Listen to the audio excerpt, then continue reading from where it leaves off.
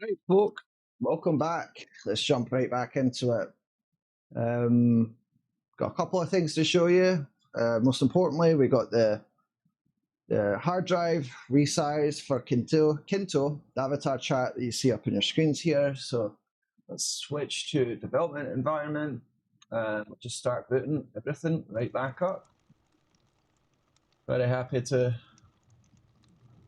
get back on here, get to work. All right.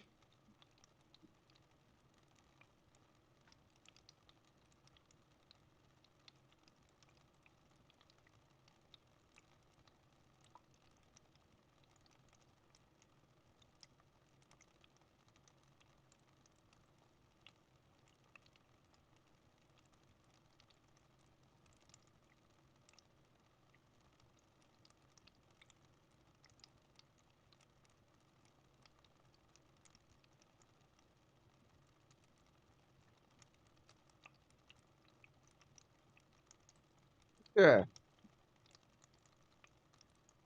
Well, let me just confirm that audio is coming through. We don't have any duplication of that. I should have grabbed my phone. I would have made that easier.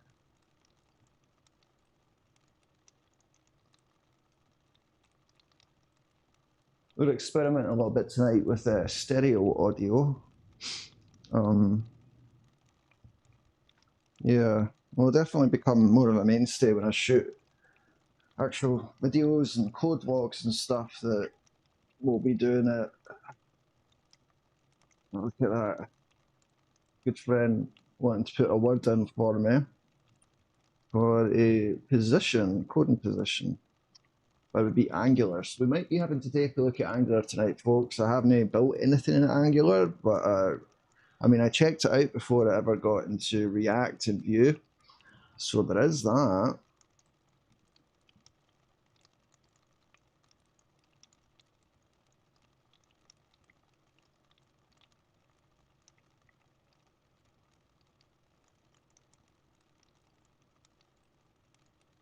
A lot of these companies, they do prefer the TypeScript, so pay range isn't too bad. I have to apply for it. What we might do is just take the next month and brush up on Angular. Not exactly. I mean, it's good because I've not built too much in Angular, so it makes a lot of sense to study up on it. I kind of caught myself there. I was just kind of wanting to stick to what I know already. But I've made my career deliberately not doing that, so why would I start that now? In a time I can't be picky. The job market's bloody rough out there, folks. It is rough. Yeah, I know I have a good amount of Indian folks watching. You guys are doing great with the American job situation. We're sending a lot of work your way, folks. If you want me to show you how to come in and do more damage, I'm your guy. Everybody has to upskill and everybody has to become better developers. Doesn't matter where you're at in the world. But man, I tell you, it's rough too with the AI because I see it all the time. People, take jobs and stuff, freelance jobs, contract gigs, and they'll farm it out to folks that just use AI and vibe code. And that's a thing. Rough stuff. But it is what it is. Just so you guys know, this little chat world you see up here is hooked up to the live chat, and I even have it supported for the PSP. So if you know what the bloody PSP is, you're awesome and welcome. And yeah, we'll just start booting everything up. There's like 10 different services here. Hopefully everything runs well tonight. We'll see. Alright, let's fire up YouTube first. Makes no sense. I don't know if I put it on ultra low latency. I was supposed to do that. You can't do that once the stream started. Damn it. I have to remember to do that. Bloody hell. I'll have to do that once the stream ends, but alright, let's grab our Twitch keys, all that stuff, boot everything up. And yeah. I've mentioned before, Twitch was the nicest live chat to implement, but their 2FA tokens for application bots piss me off a little bit, but there is some security advantages to that. If your key gets leaked, it's rotated as soon as you regenerate it, unlike YouTube, where that's a wee bit more problematic. So why is this not starting? What's going on here? Okay, I was just running still. Sounds good. But I've been working a wee bit on WebRFX, expanding a little bit. You see it's currently raining, so I think what we're going to do is make it so we have a little control panel that controls that stuff. I think that makes a lot of sense. All these WebRFX are just done with fragment shaders and webgl, which is pretty cool to have that available on web. And yeah, one of the disadvantages of not getting on after a little weekend break is some of the momentum we built up with the community. We're gonna have to reboot that a little bit. It's tough. If I don't feel like streaming, it's not the right time to do it. I have to be excited about it, and I enjoy it, and I want to keep enjoying it. So, all right, are we up? Right, there we are. So let's get this released. We have a snow effect combined with rain. I was able to optimize the fragment shader, so it does work with Android. Android's fragment shader situation is a wee bit rough when it comes to web. I don't know if there's just less power on the devices or they make it less available, but a wee bit problematic. So only to get started, just like getting started, right?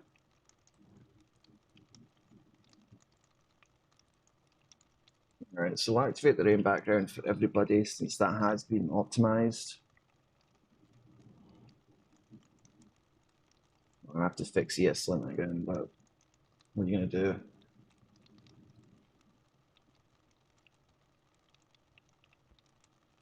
Yes, let's get snow in there. And since we increased the space of our hard drive in production, we don't have to delay builds. So we can just start firing off builds as changes are made tonight. So that's good.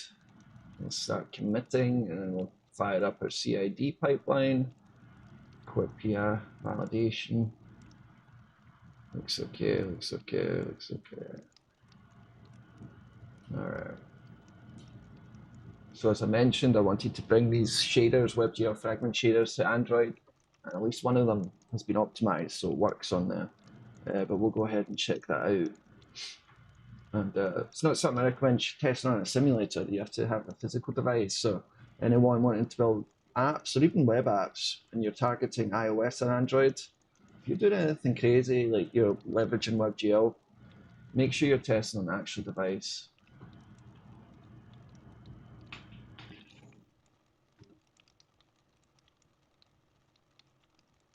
And we still have to optimize the snow effect for Android, but I'm not too worried about that. At least we got them running. So we'll fire that up. And then we'll spin off a tab here. Hopefully I didn't kick my build server offline. We're about to find out, folks.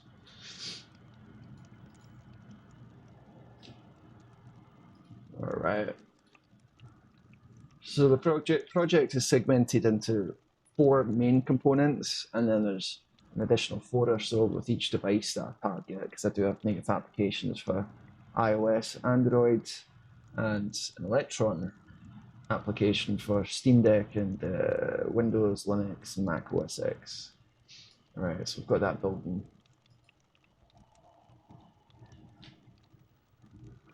I'm hoping we see Truex edits pop up tonight, hopefully PH Designs and Sunlord.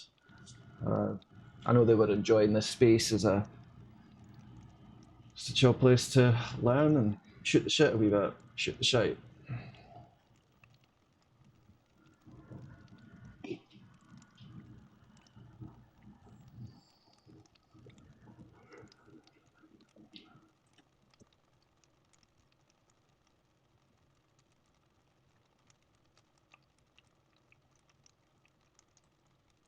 I'll okay there.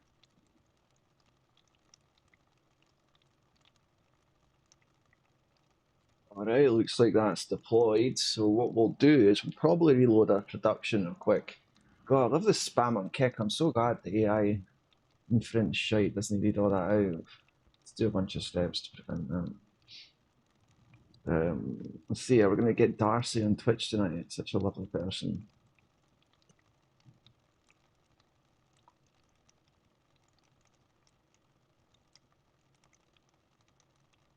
ATO. Alright, let's reload. As you can see, this was all built as a web app. All these effects are applied as fragment shaders in webgl. The UI is in React. Look at that, it's looking nice. So we got snow, we got rain, and my TTS system. Everything's through here. And yeah, let's just go ahead and fire that up. And for those, not open developer tools, you already know it's the web app. So there's a bunch of commands that you can fire off. There's some of them from chat. You control your avatar. All sorts of stuff. And I still need to optimize this portfolio because I do need a bloody job, man. I'm not. Last time I was in between jobs was over 4 years ago, so it's unique.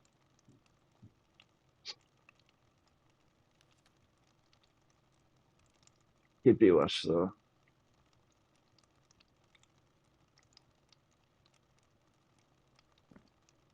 Codeloch says testing chat system. Oh, didn't hear it read out.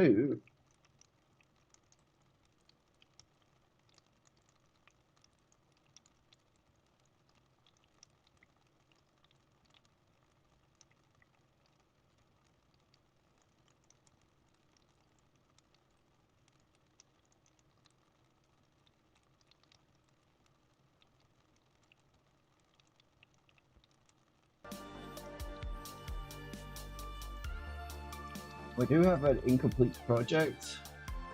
It's in this project that I'd like to make some more progress on tonight. So we're essentially going to have our own background audio player because incrementally I'm phasing out OBS. We've got most of the streaming functionality and all that replaced. I have a better video source system. It's all wireless, peer-to-peer in this. Yeah, I'm not too happy with YouTube. We might just kill YouTube and just make this a horizontal stream. Easier to make a long fun video if I'm not going to float pop on.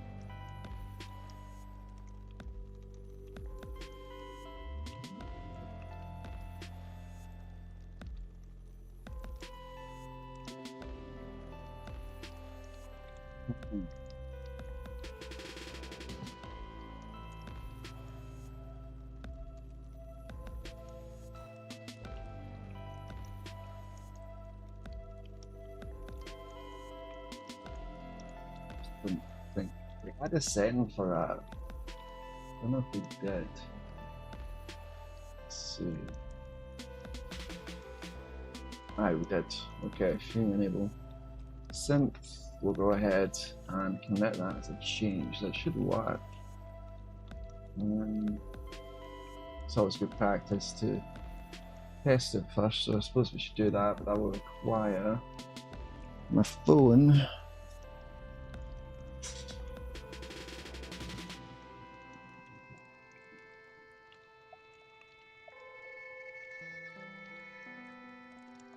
We might do a couple of leak code challenges starting tomorrow night as well. Just make that like the first 10-20 minutes of the stream, because when you interview for jobs, a lot of the bigger companies, they'll have you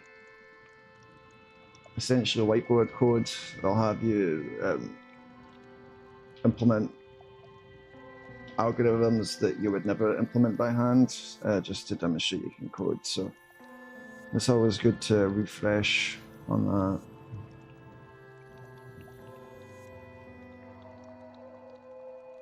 What we can also do is fire off a notification into our Discord, let folks know we're here. Let's do that via web app.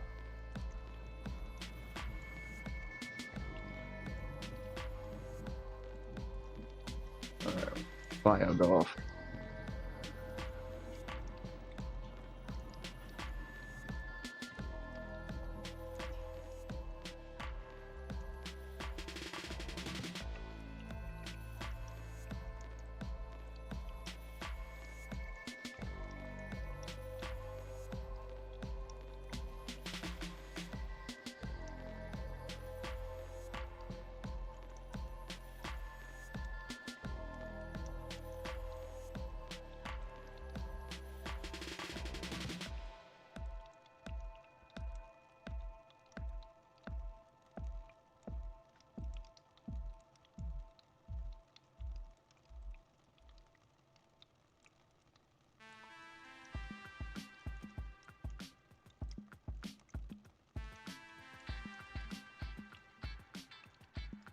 Right, let's make a decision where we're going to keep the background audio player, because we do tap visible somewhere on the DOM.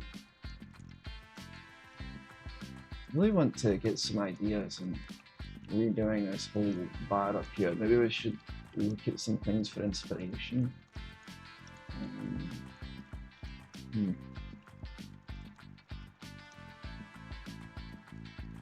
Modern operating systems, they just kind of, I can remember with XP and stuff, like media players were a lot more integrated into task icon area. I don't know if that's so much a thing anymore. Appreciate the like. Truex Edits says, hey man. Truex Edits, good to see you, buddy. How are you doing, bud? Brought some snow to Kynto tonight.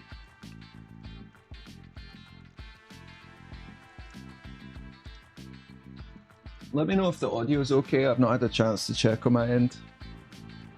That you could hear your readout and stuff. I'll check too.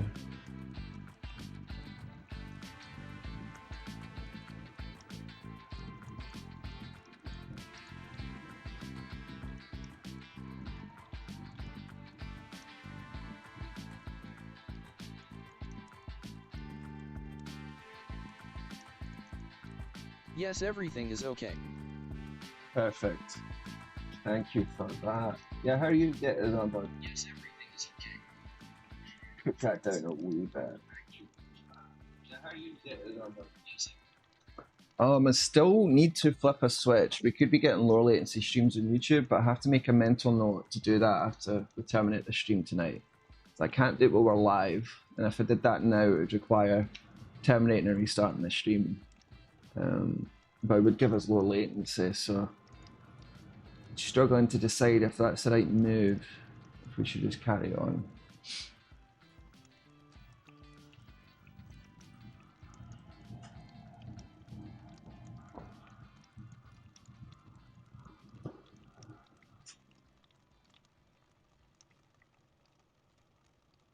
Truex, you came in through the Discord notification? PSP screen is not showing anything. Alright, let's get that sorted. Let's get that done. So what do we have to do to boot that up again? We have a sub-service for PSP. Looks like that is up. So all I should have to do, ensure I'm connected on local, and we'll go ahead and see what comes up. Alright, it does. This might use too much memory on the PSP, so I might have to shrink this room down a little bit, but we'll give it a go.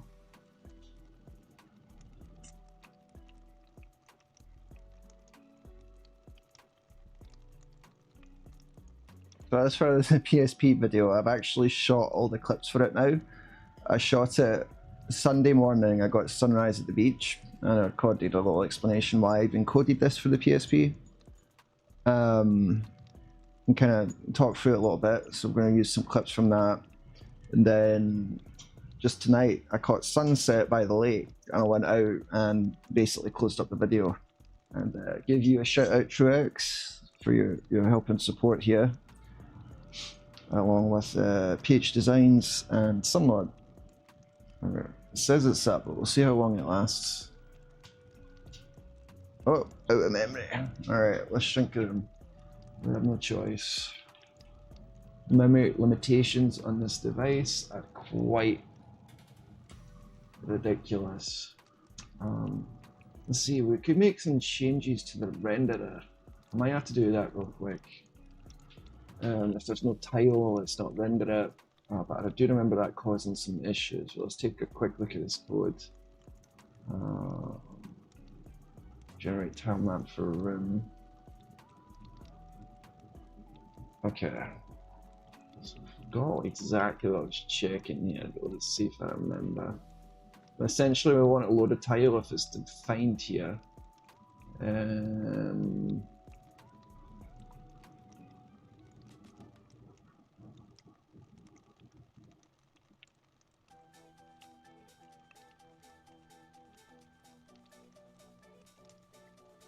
After that will require a local server restart. But this gives us an opportunity to do some improvements in the PSP, which I've not done for a little minute now. When did you start the stream? Truex, I got on maybe, let's see, about 20 minutes ago. That's why I was curious where you came in from, because YouTube definitely penalises me a wee bit for taking a wee break, which is a bit annoying, but that's how they do it. Okay, we rebooted the wrong server. Let's reboot this one. But we're back to normal now, and I'm on a wee bit earlier tonight, so that's good. Alright, okay, so we're up here. No, that's not what I want. It's a bit closer.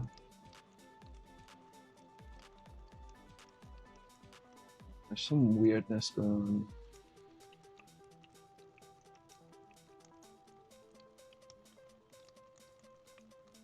So I'm going to have to take a look at the object we're generating that passes into the PSP. It is essentially a tile height map. We'll take a wee look at that.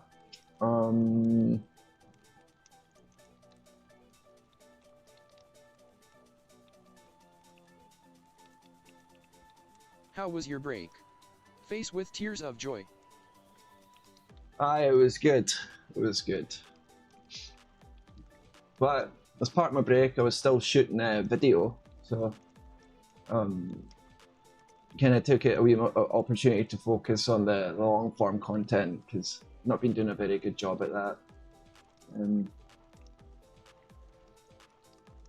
Plus, I caught a sunrise and a sunset. I haven't done that in a while, so I enjoyed that. But when I got home tonight, I got groceries done, and I was like, yeah, tonight's the night. We get back on, get back building and building the community up, because I don't want to lose the momentum, and you know, I have to keep building, not go backwards.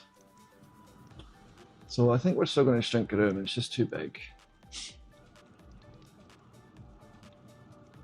Okay, so let's clean up a wee bit.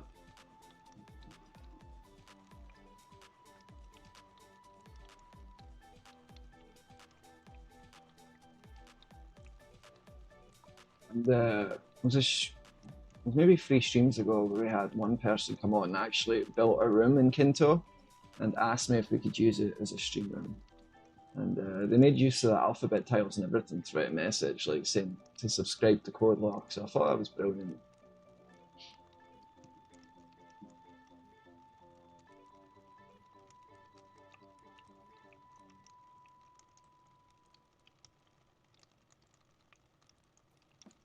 As part of the so I've not released the first episode of the PSP project, but Can you stream two things at the same time on YouTube, like one in shorts format and another in horizontal form?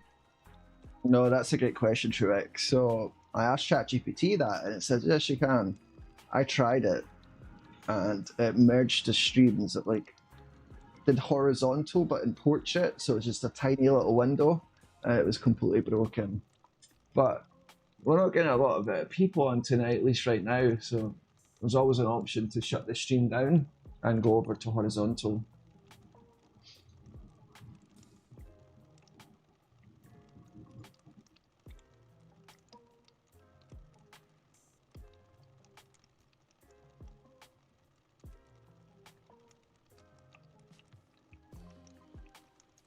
Okay, now there's no bloody titles. What are you doing?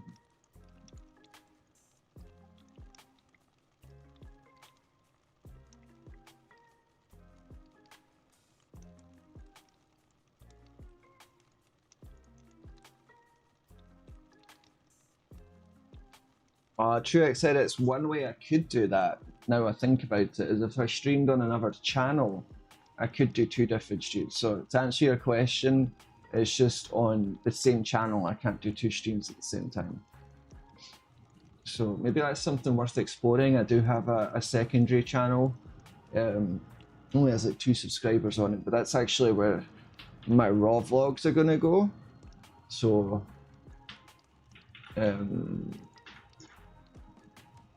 I would like to start building that up. That might be a good home for the horizontal streams.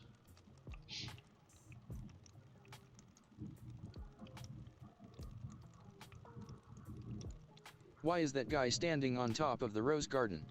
Face with Hey, tears that's of joy. you. That's you. Let's see. Ah, that's Truex edits, look. Oh my god. I don't even want to say this on stream because it was really bad and I regret my behaviour, but I was maybe 7 years old at the time, right? And I was living in Alloa, Scotland. I got in trouble one time. There was a pretty girl. I was 7, she was probably like 8 or 9. We were all at the park, and there was this beautiful daffodil garden. And I decided, as a way to impress her, or like she told me to do it or something, like go run through that daffodil garden, basically be like a menace. I ran through it. As I ran through the daffodils like a maniac, and trying to impress this girl, a police van drove by, one of those yellow Scottish police vans, and they were not impressed. They took me in the police van and took me home and told my mum. Face with tears of joy. Yeah. Oh, I like to think that I've made up that bad karma now, though, with my garden outside. Which I'd like to actually make. Floor laughing. I'd like to make some of the work I've done out there more of the streams as well. So that's why we might have to build up the second channel a little bit, because YouTube doesn't like when I try too many things, but we're small enough that we kind of have to. All right, we're up.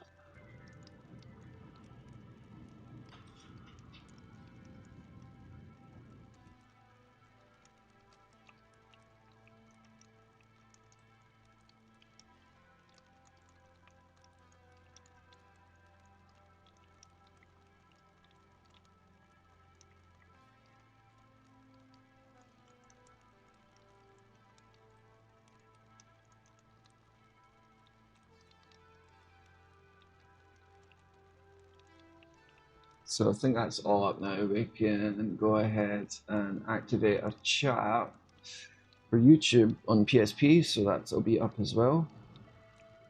It should just be a quick start. Now it fires up. Ooh, why did it read everything? Let's see what's going on here. YouTube chat, that should be okay. Alright, I think we're in good shape.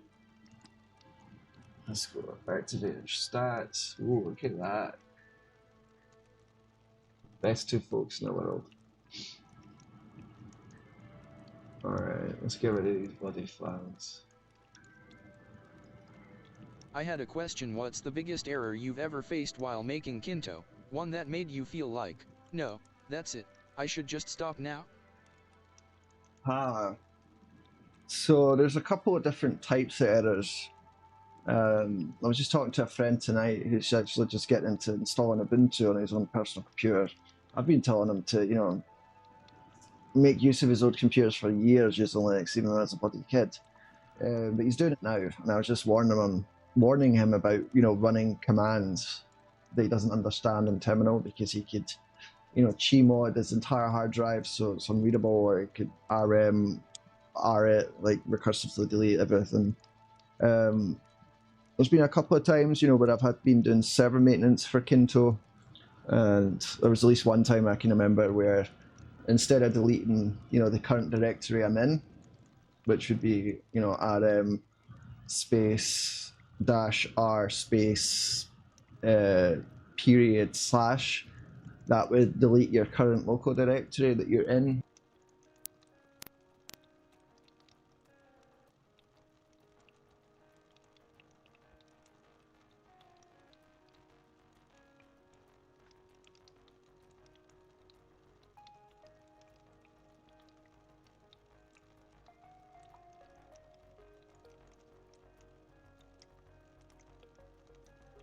Your Kim is gone.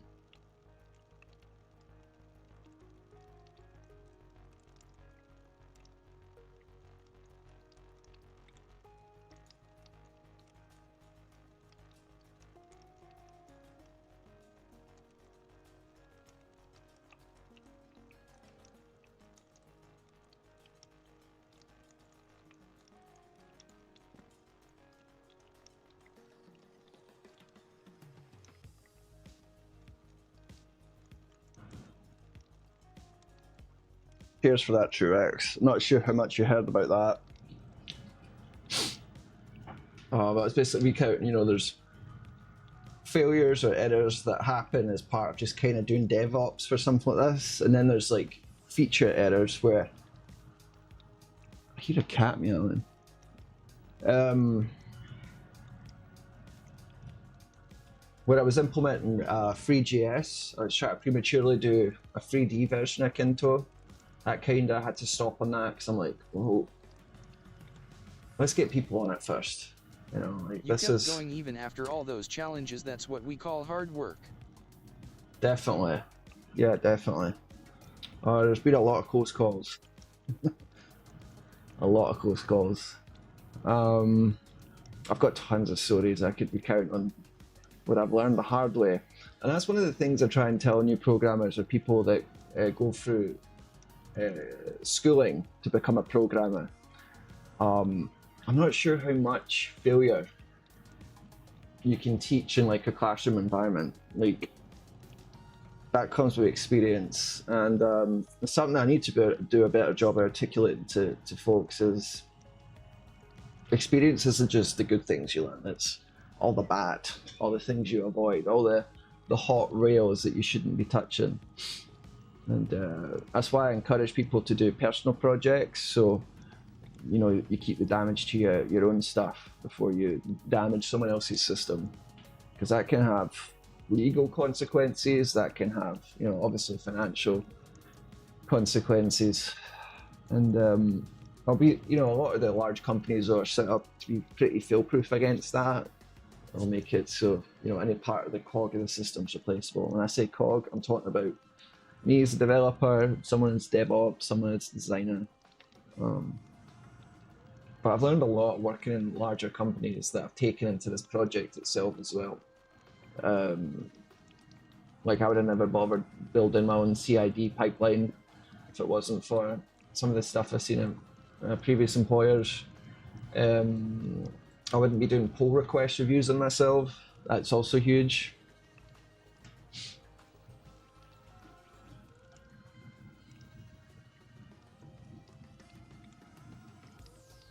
You're giving really good suggestions, very useful, especially for the new generation who tend to give up easily. Yeah, no, it's easy. I understand why people would want to give up.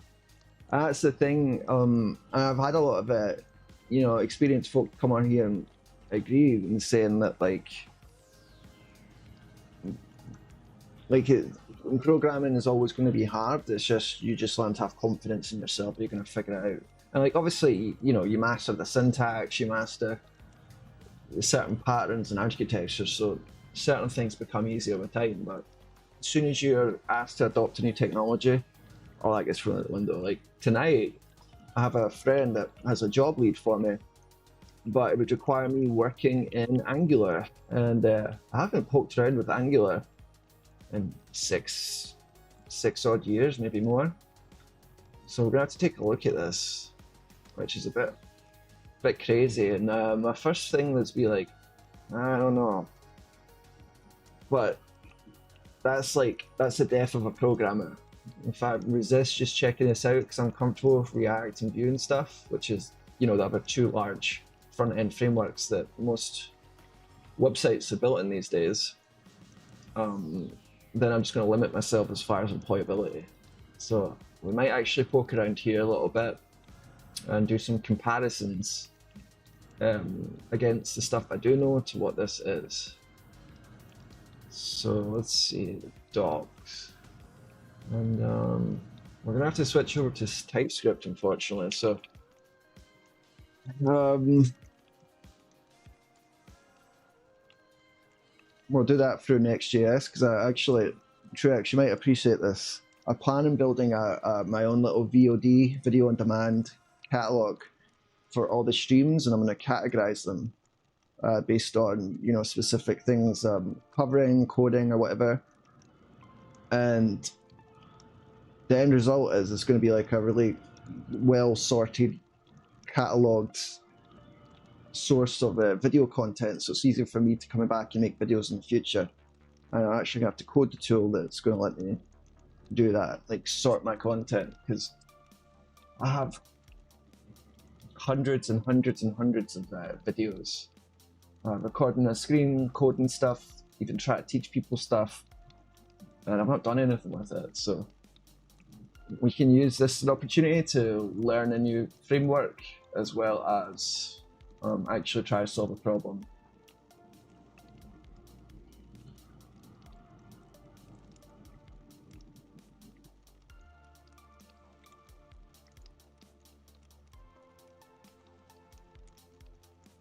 So signals appear to be Angular's kind of reactive state binding, just from a cursory look at what's going on here.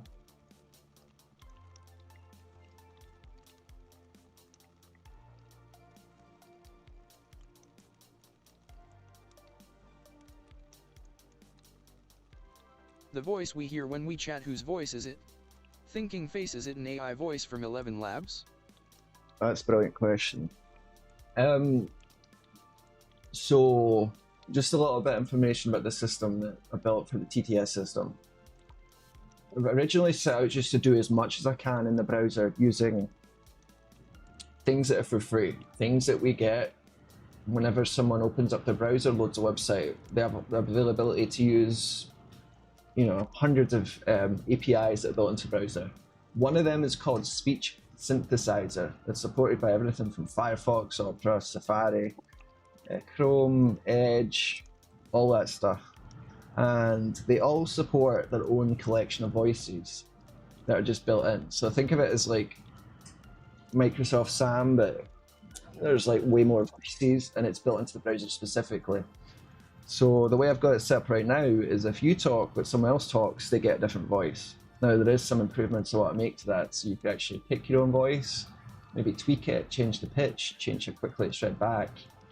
But to add on to that, there is a couple of things that I want to do with the TTS system that's not supported very well with the browser. And one of them is text-to-speech chorus. So right now the way it works is, you know, you type your message and it says it, if someone else types it, kind of cuts it off. I want to make it so it's kind of like a TTS chorus, so it'd be more like a coffee shop or a bar where multiple people could speak at once, but it'd be kind of staggered and delayed, so it'd sound like more like a bunch of people, like 3 or 4 people or 2 people in a room conversating, as opposed to just, you know, cutting the other person off or just stacking it so it plays one message and then plays another. Well, there is an ability to host our own voice generator locally on a server here. My brother was taking a look at it, and it sounds pretty good, and it has pretty good latency. And it essentially generates like a OGG or an MP3 audio file type, and I'll be able to do the TTS chorus with it. So I have to write that down. But great question. So to answer your question simply, it's just using the speech synthesizer built into the browser, which just has, I think it has like 80 voices for Chrome, for example. It's a lot.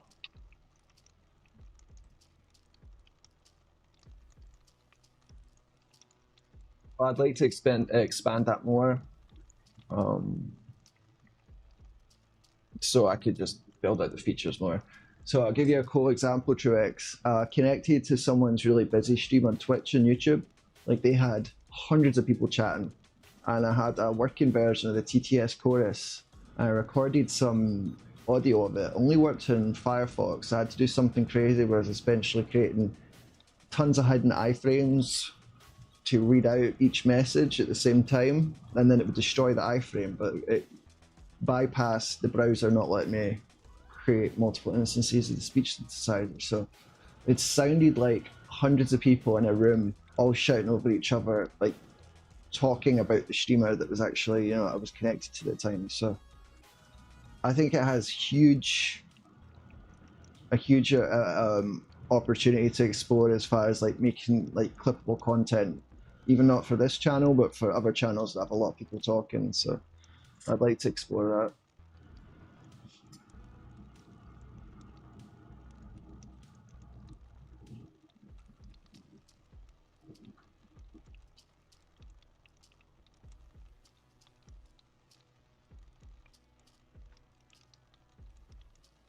I definitely say one of my biggest problems is I want to do everything all at once, all the time. But part of that is like why we have what we have now.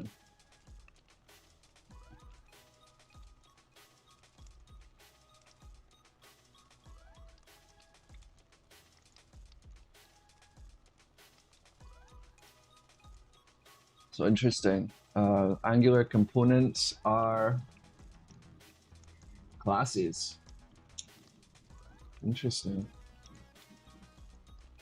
What we might do is boot up ChatGPT just to show you how I would use it to help me learn new frameworks without it generating code for me.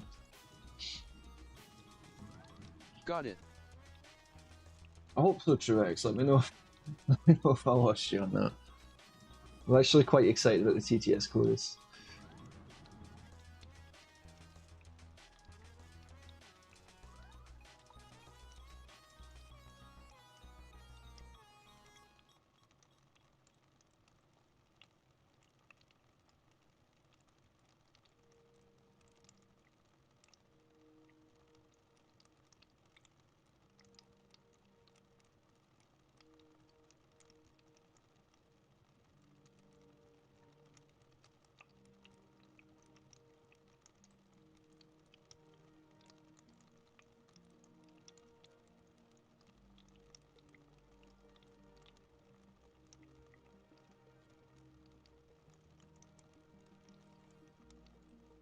Have you added raining SFX sounds also thinking face?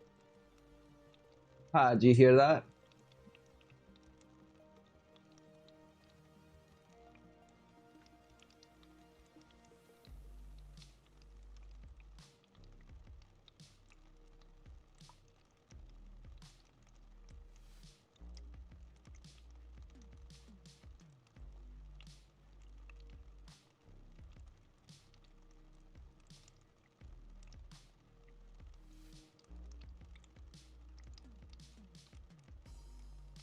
Let me know if it's annoying. We'll tweak it a wee bit. Honest feedback is much appreciated because, you know the goal here? We want avatars on screen. Tonight is unfortunately going to be chill according to YouTube, but tomorrow it'll throw more people at us, and it's possible it's even audible in the stream. It's possible even 30 minutes from now they might decide to send a bunch of people over. We'll see.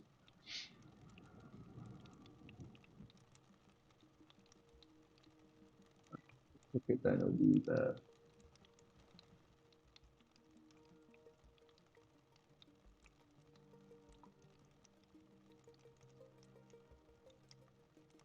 I've also coded sun and moon. Like I kind of wanted to have like, you know, the sun and moon traverse the sky. So that'd be another fun effect to finish up. Day and night cycle, and having a control panel so I can turn off the weather would also be useful.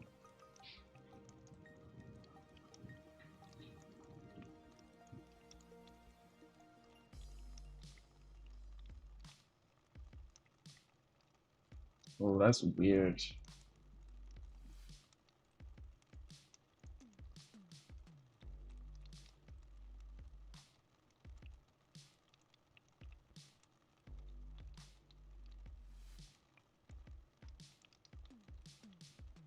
I'm just taking a quick look at Angular compared to React in Vue because I have a job that my friend will get me an interview for if I want to take it. So we'll be exploring a new framework together as well, as I'm obviously building on Kynto. We'll be taking a look at this. You were talking about something related to Angular. I have heard though but never used it. Thinking face. Yeah, so Angular is Google's front-end framework. So just like React is Facebook's front-end framework, and then Vue is more open source. GOT says we meet again. GOT, welcome. How are you? Welcome to the chat. Welcome back. So we're talking about Angular tonight.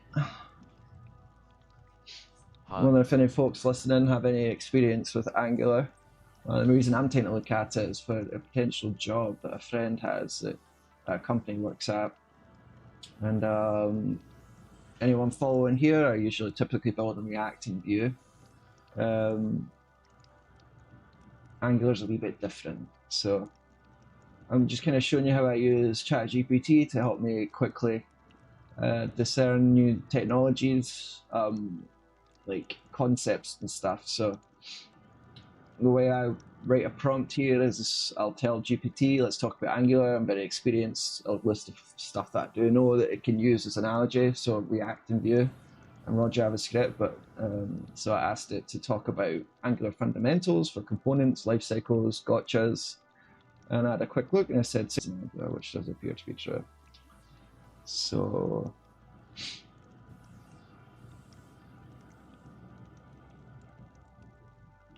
I hate their naming convention here. Like, why is it NG? But that's fine. It makes sense. It's just a wee bit different. And I did want to call out Vue and React specifically. I've gotten away from classes, JavaScript classes, from architecting components to more functional paradigm. But Angular is classes. So I recently had a couple of developers come on and be like, why would you ever use classes? And I mentioned how I use them in game development. Here's another instance where you use classes in JavaScript. Spa's thinking face single page application. Yeah, so I'll show you a single page application right here, Kynto. So I have Kynto open in a tiny window here. This is like the one with my control panel. We take a look up here, app info. You can see I have notifications, sound, and automatic downloads. But yeah, so essentially how that works, let's see if I can pull this up in local. I might have to connect on production here, which will kick me off, but yeah, so this will be really hard for you to see, so you have to take my word for it. But on the top right of the URL address bar, when you have a PWA manifest defined, a manifest.json, we can pull that up as well and talk about it, but essentially it tells the browser that this is a PWA. So if I click open an app, if this wasn't installed, I'd say install. If I clicked it, it would quickly install it, and then bam. Now you have an app, like what appears to be an application, and you have an icon in your system bar. So that's off screen right now, but I can control it through that. Let's talk about maybe some of the advantages you get for PWAs. You can have it automatically open up if you rebooted your operating system, I suppose. I don't think there's any. There's a couple of permission differences. So, with as many features I've ever implemented in Kynto that are media related, so I'm talking about sharing camera like that. Ooh, let me mute. So obviously I have a camera implementation here, right? So I noticed something. Say I'm in a voice chat with my friend or my brother, and they're in Kynto with me in this room. If they're in a tab here, and they close out their browser, they will no longer be able to hear me until they come back. I noticed with the PWA, the Progressive Web Application, that's another word for it, by the way. PWA. So I might be. I'm actually confusing two different things, but you usually build SPAs so they can be PWAs. So look up PWA as well. That's specifically what this is. But now I could be in a chat here. I could close this window down and go play a game and still have voice chat in my headphones. So there's definitely a couple of advantages of implementing a PWA. And SPAs just make that easier. A single page application specifically means that when you click on like an element on the page, you're not being redirected to another page. That's the main. PWA works offline thinking face. Yes, that's one of the advantages too. You do have that ability, and you're still just building it for web, so you can have graceful fallback. So one of the things I was exploring originally was just having a single player version of Kynto when you were offline. So maybe you could build your room app. You obviously wouldn't be able to see anyone else, but you could at least do that. Almost all the functionality of Kynto though is all online. So, but there's tons of cases where it makes sense to have it work offline. So I'll give you an example. I don't know if it's the case now, but the original Gmail apps and stuff like that, like you still won't be able to send emails when you're offline, so it can stack them up and queue them out and send them later, just like how Outlook used to do it. So there's instances where that offline functionality is incredibly helpful.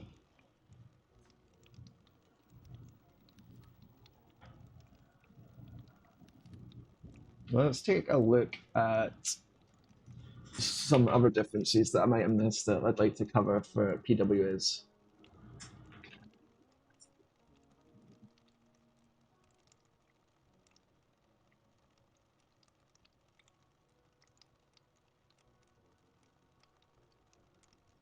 All right.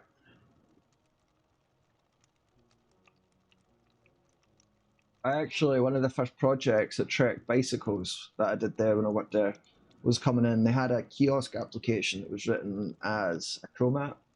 So Chrome apps were kind of the original PWAs that were phased out. So Chrome apps ended up being discontinued, but they had a website application they built to be used on kiosks where you could go order a bike or whatever. So one of the first projects I did was come in and help them migrate their Chrome app to a PWA. So there's an example of how someone would use a PWA, like running a custom app on a kiosk, like a physical device that, with a touchscreen that people play with in like a bar or an airport or a shop or something.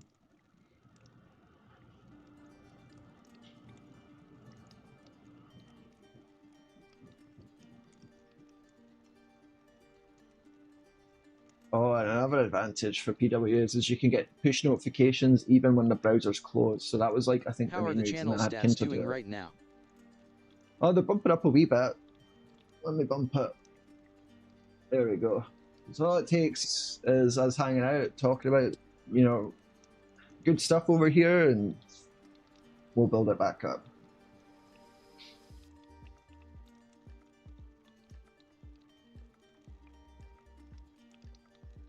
Let's see if we've got any new subs. We're slow on subscribers tonight. We got 2. And we actually got those in the first 5 minutes, so It's the nature of the game. There'll be some streams where I get 15, others where I get 10, others where I get 7, and some week where I literally just get 2. I'm grateful for anyone that subscribes because, you know, sometimes I come back, like Jyoti.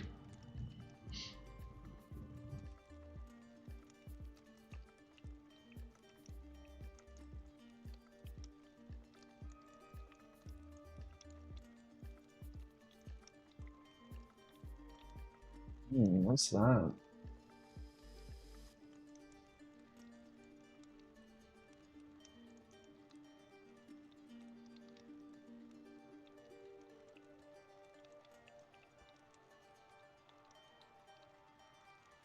Are you going to use Angular for tonight? Not so much for building an Angular tonight, but we're going to continue to explore it. So I think I've covered PWAs pretty well. So switch over.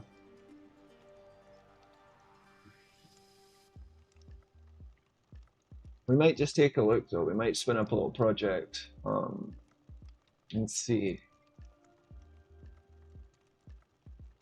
Yeah, so I was right. Signals are essentially like use state in React, but they're more granular and integrated with Angular's change detection system. So I like React specifically for its name because it kind of describes what it does. It's reactive as the user interface. What you see on the page actually reflect the quote-unquote data that's in memory. So you don't have to, like previously, before React, before Vue, there was folks using jQuery and, you know, just grabbing elements on the page and updating the elements on intervals, or when data came in from a backend by manually grabbing elements that were already loaded or created dynamically on the page document object model and then directly updating the inner text or the inner HTML of them.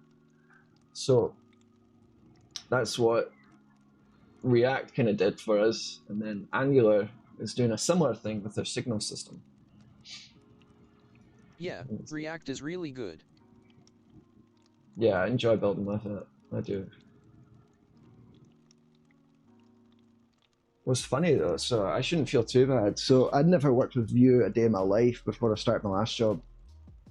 I applied for the job, I showed them Kynto, which was done in React, and they're like, well, since you know React, you'll learn Vue. And I'm like, cool. I was honest with them. I was like, yeah, I've not done Vue before. So we might do an interview for this. I'll just ask them to, you know, delay it maybe 2 weeks or so we can take the next 2 weeks to do some building in Angular over here until I'm comfortable with it. And yeah. All right, so I'm scrolling over this and I'm actually gonna read it. Let's go back up. So what we'll do is we'll init a project. Let's see, does Angular come with its own web? Web? Like, does it host, is it like nextjs where it includes literally the backend stack as well? Let's see.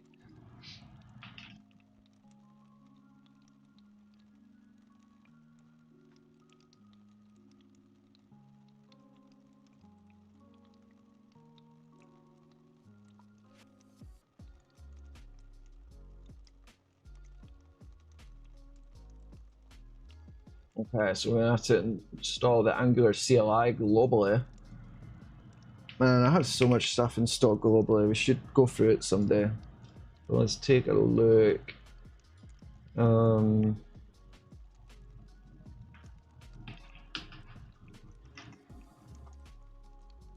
Twitch_Sunelakard666 says, what up, dude? Super tired, but I'll be on tomorrow night for sure. Sunlord, buddy, appreciate you stopping by and giving us a message. Yeah, I gave you a shout out tonight on the long form video I recorded. I heard you popped on as well when you were having a wee drink this weekend. So appreciate you, buddy. See you tomorrow night. Get some sleep. And Truex is here too. I'm sure he remembers you. Now all we need is PH Designs to stop by.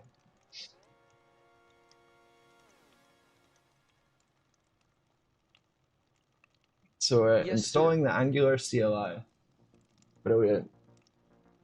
Yeah, that's awesome.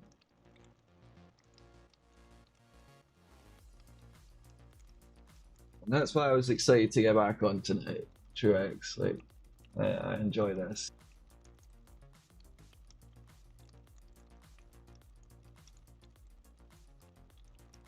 What's the best version node to use with this bloody thing? Let's see. Ooh. Rolling on the floor laughing, he must having good time with her wife again.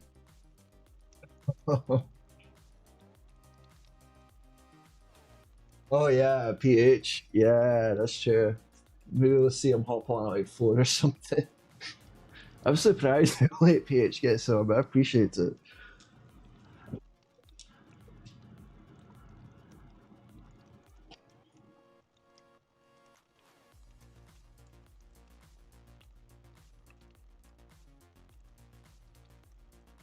Ooh, we're being punished tonight on our average view duration on YouTube. 21 seconds is the lowest I've ever seen it. Like, because we've had such good streams over the past couple of weeks. We bumped the average up quite high, but what I'm thinking is when to take a pause on streaming, YouTube recalculates the audience, and that can be a good or bad thing. But as long as it keeps sending people over, good by me. Alright, where are we going to put our projects? Let's see. Alright, we'll pop in here because I want it part of what I'm already building. So what is ng alias for? Ng is the Angular alias. I want to see what it means. Okay, so the ng is the alias for interacting with the Angular CLI. So there's a couple of things we're going to be using ng new. It creates a new Angular workspace and application. ng generate generates new components, services, modules, and other Angular artifacts. ng serve builds and serves your Angular application locally for development. ng build compiles your application for deployment, and ng test runs unit tests. All right, so very similar to what we're used to with React and Vue, like invite and create. I'm not sure if I sounded too personal when I asked where you were born or something. I don't know if I got that message. I don't think he even sent it.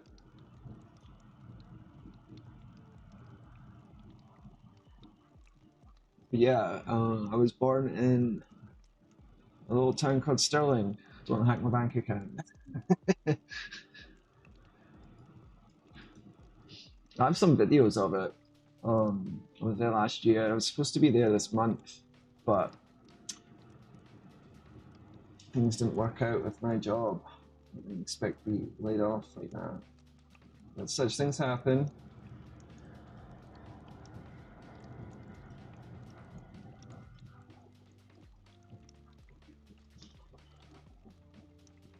What really got me is let my manager go at the company. No, I he asked was there you, I think, 16 some years. weeks ago. Oh, right, okay. I think I answered you. Maybe you didn't hear me. That's his story. You know where Braveheart is from? William Wallace? Right here.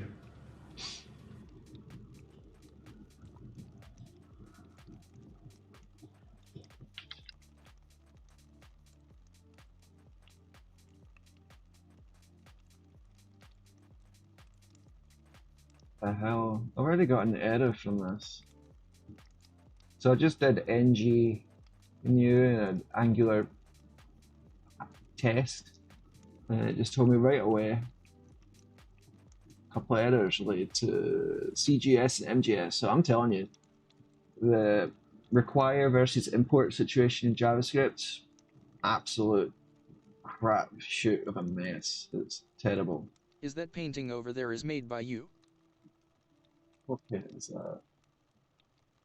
On the very back wall? No, I got that from an art fest. Oh, there's all paintings all over there. Most of them are actually right by my little couch there. I got this little couch in here, and I thought I was going to like shoot videos sitting on the couch with a laptop, but I've ended up just being at the desk, so you're not seeing that yet. But Maybe we do like a show and tell stream and I'll sit up there. It's comfy.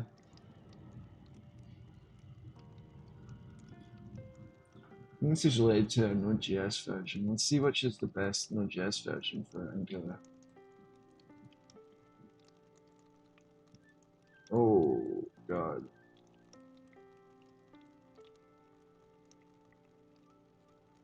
Are you in painting or something, also rolling on the floor laughing? Other than coding and stuff. Oh. I've painted some stuff, but I wouldn't show it. I do have I have watercolors and stuff like that. I enjoy it actually. It's actually quite calming. I have a little art book. There's a couple of things in there that are pretty cool.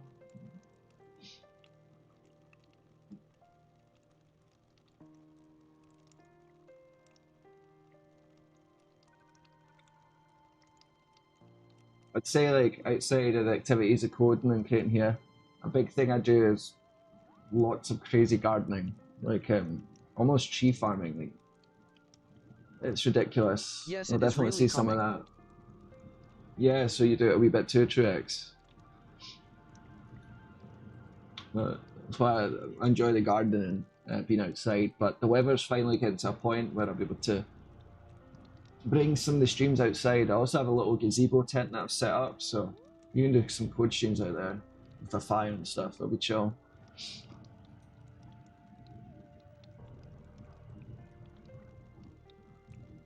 And I have a trailer lately on the beach that I've not done on stream for like months now.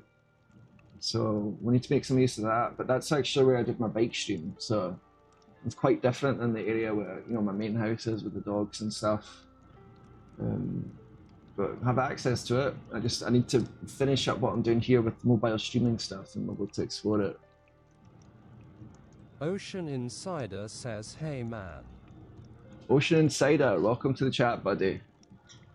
How are you doing?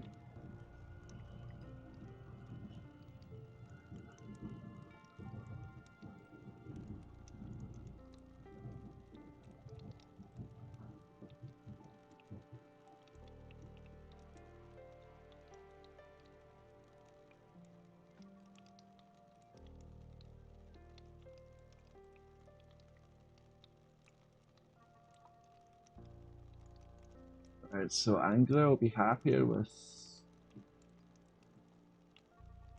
Cruising ship near Fluid, what about you, man? Ocean Insider. That's bloody awesome.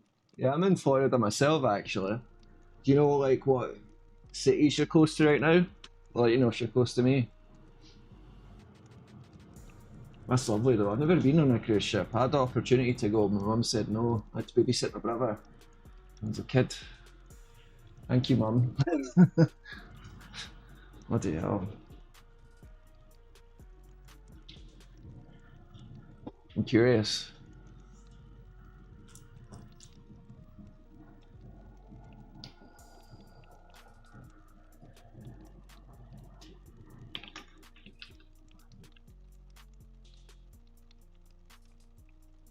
It didn't create a project. I'm confused.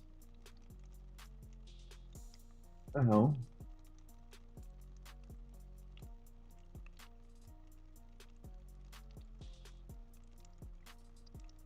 Right, let's try nbm use 20.9. It's always important when you're working with any JavaScript framework that you ensure you're using a good version of Node.js, meaning something that's compatible with the framework. And I use nvm to manage my npms, my node versioning, all that stuff. Makes it quite easy. So we'll try that command again, see if it errors out. Oh, now we have to install it again. Are you bloody kidding me? Alright.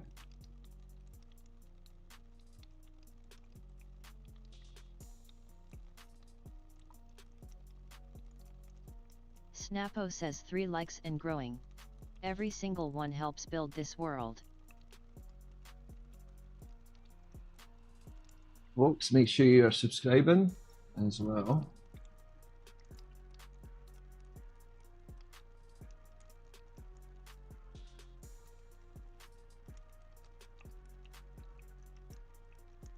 Right, so now it's actually telling me what version of Node it wants.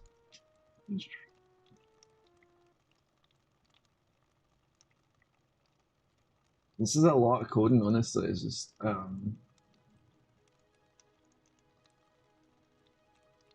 seeing what it wants.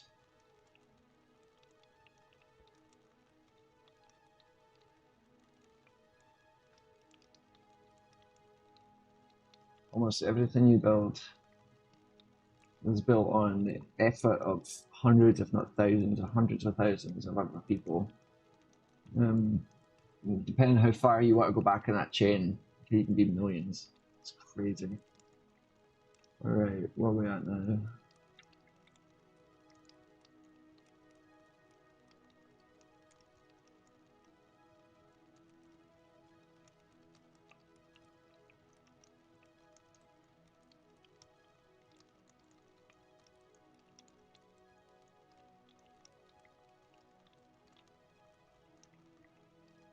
Okay, cool. So now it's happy. So this point in time, October 9th, 2025, you can get away with Node version v22, specifically v22.12. Alright, would you like to enable OS completion? Yes, let's do that. Ooh, modifying stuff in the home direct. It's probably going to log all my I was commands disconnected. now. I know. Hopefully that wasn't at my end. No way. Let's see. Let's see is SAS. You want to enable server-side rendering and static site generation? Yes, we must. We want to explore everything. Do you want to create a zoneless application? Let's see what that means. What is a zoneless application?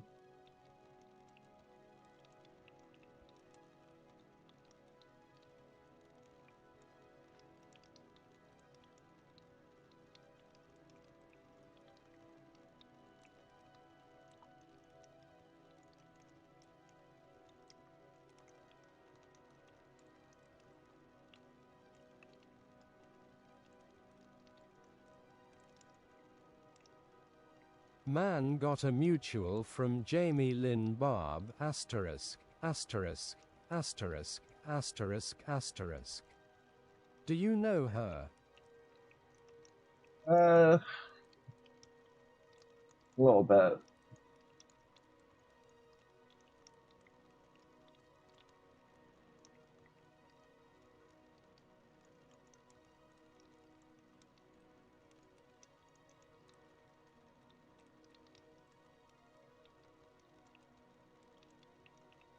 Ocean Insider, you never told us where you were cruising by in Florida. I'm curious.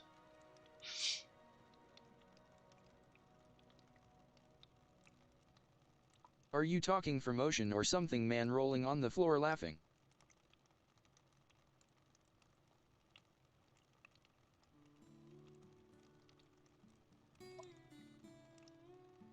She doesn't like me very much, but yeah, I know her. That's her.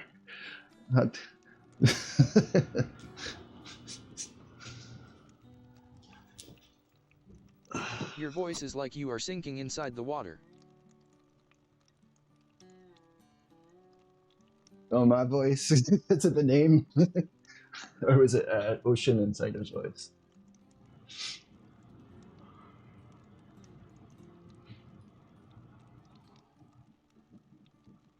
Who is she?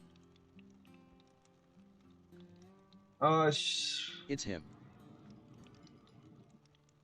Okay.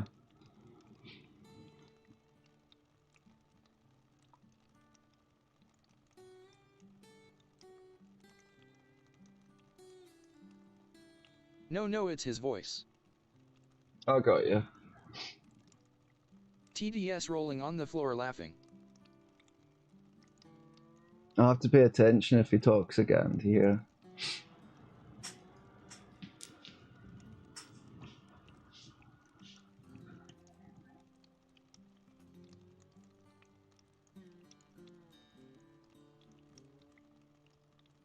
So I'm curious, do we want to go zoneless or do we want to generate one? I don't know what's the right move here.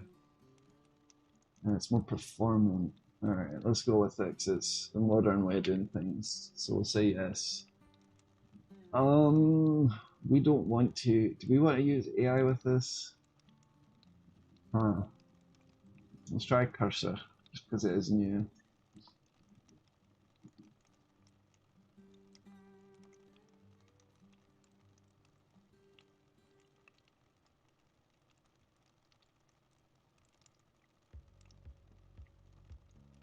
So is she your friend and now got separated or something?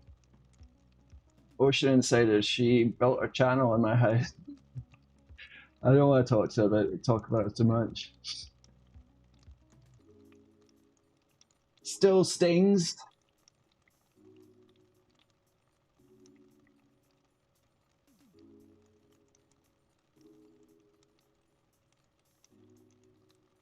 Alright, we generated our project here.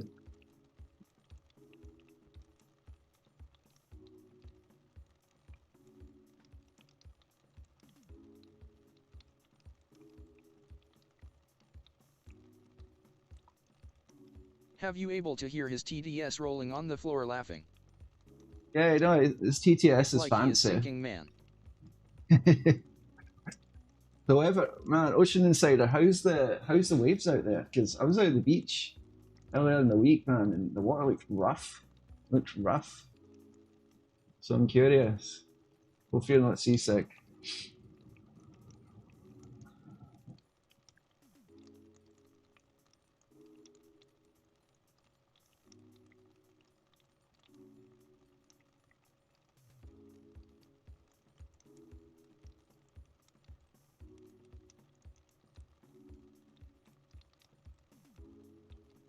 Right. So I'm opening up Cursor, which is a modified version of VS Code. It kind of built around AI. We're just doing it because this is a new framework that we're digging into, and it offered it as an option. Cruising since I was like 9 or something. Oh, that's bloody awesome. What's your favourite cruise line? Have you checked out Margaritaville? I've always been curious.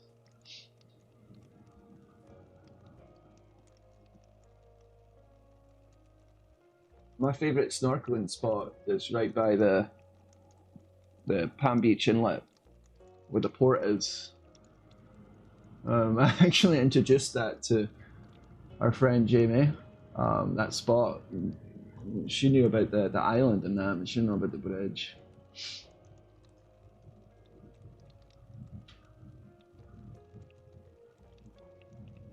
Alright, where is this bloody project? Admin, projects, Angular test. Alright, here we go. What's the Wi-Fi like on those boats? I know it's not cheap, or yeah, maybe you have a good plan or something.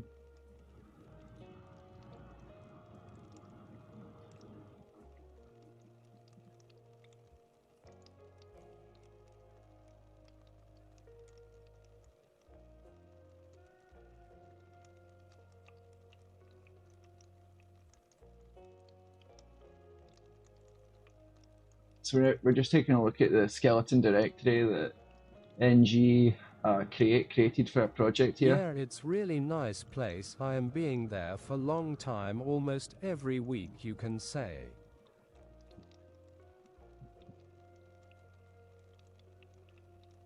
That's brilliant, Ocean Insider. You are also in cruising thinking face.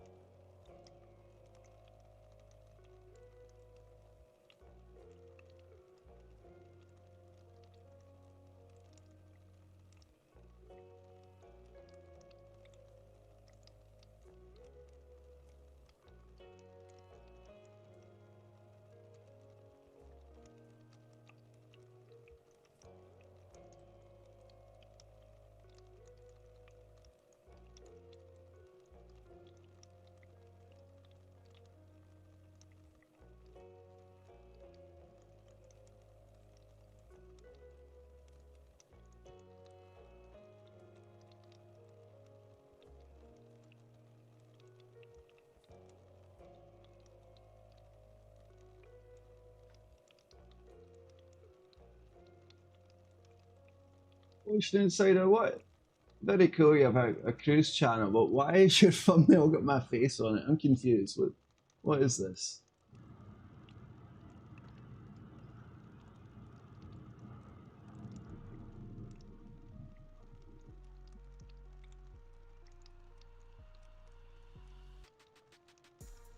Thinking face.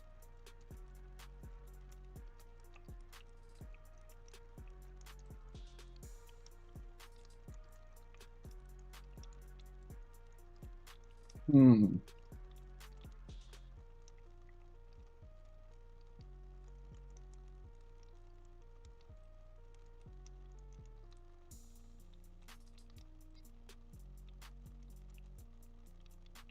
It's the internet.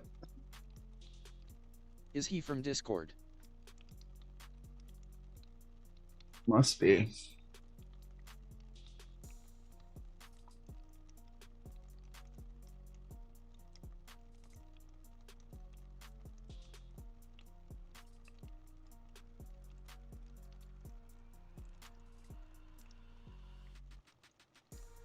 Regardless, cool idea for a channel.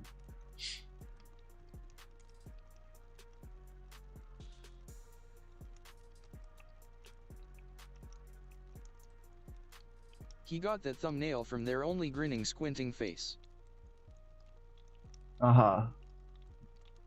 Yeah.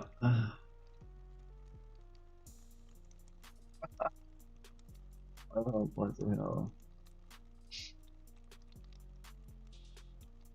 Right, so Angular is using relative paths, which I find interesting. Not using defined extensions for the imports. And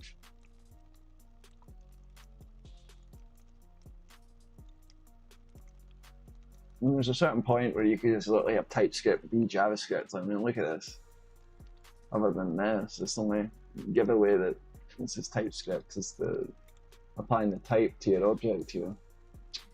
Interesting. Let's keep clicking. Alright. Ooh, weird. I don't like how it bundled the. Why is there HTML? Why is there styles right in there? App.html.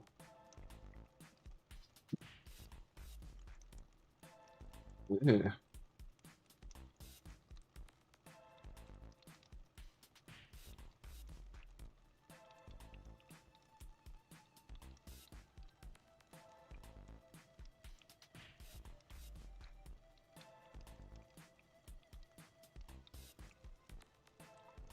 He could be someone you know or something, man. Yeah. Honestly, I'm surprised there's not been more weirdness. It's just the way that things are, but definitely interesting. Right. So it didn't create a separate directory for test anything. I'm not very fond of the default project generation that we have here. This is pretty bad. So we'll take a look at some large Angular projects in GitHub and see how they better organize, because organization is really important when it comes to constructing your applications.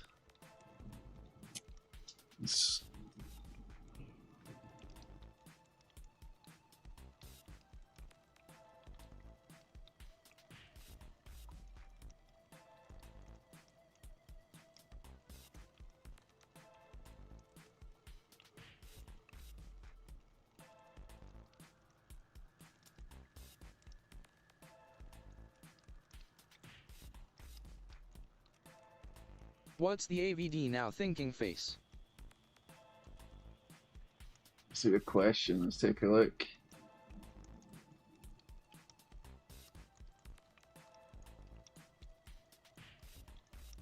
Not much better. We're sitting at 20 seconds. We'll see if that bumps up tomorrow. That's crazy.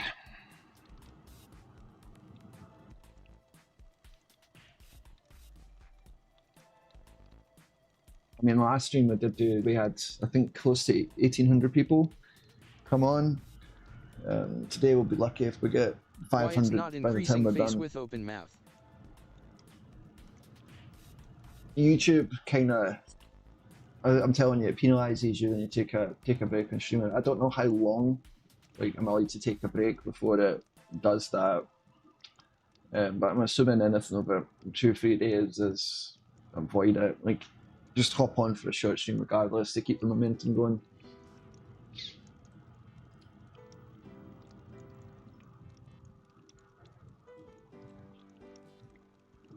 But I expect it'll be better tomorrow, and some lords will be checking in as well, so that'll be good.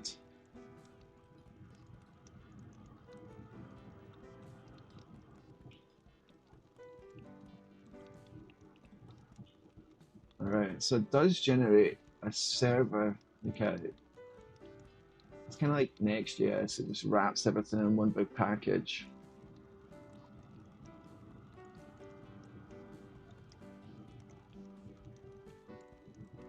And Truex said it's, I think the way we're really going to have to grow this channel is just using that thumbnail Ocean Insider use, for example. I'm putting together videos and releasing them. I have tons of footage, I just have to make an They interesting want video everyone to about be them. consistent or something, otherwise face with tears of joy rolling on the floor laughing they'll give punishment in terms of AVD. Yeah, yeah. I'll tell you the worst thing you could do for your channel. I did this, was it? I expected to get a content ID, right? But I was going to a cover band for Nirvana, and I was testing out the Kynto remote streams, so being able to, you know, have the avatars along for me for that. And I muted like 99% of it, but all it took was like 7 seconds audio. I got a content ID, which wasn't counted as a strike, so I thought it wouldn't be too bad. It took me months to recover from it, months. So there's a couple of things on YouTube that can just totally just turn your channel upside down. That's definitely one of them. And yeah, consistency. They definitely reward consistency. I mean, the advantage of this whole project here is it is interesting. People do want to learn about it and typically ask questions and stuff. So it tells me you just have to actually be consistent. We'll keep going. I have a habit though, I'll stream almost every night, 10 days, and I'll take a break for 4, come back, and I'll do the same thing again. But I just have to find the mix. And, you know, I obviously have to take some weekends off and that. I do have a wee bit of a social life, so I have to get out there. I don't know if the solution on those days is just to do early streams or do walkabout streams. Did you make the entire Kynto all by yourself? Thinking Yeah, face. Truex. Yep, server, client, user interface, every single part of it. Great question.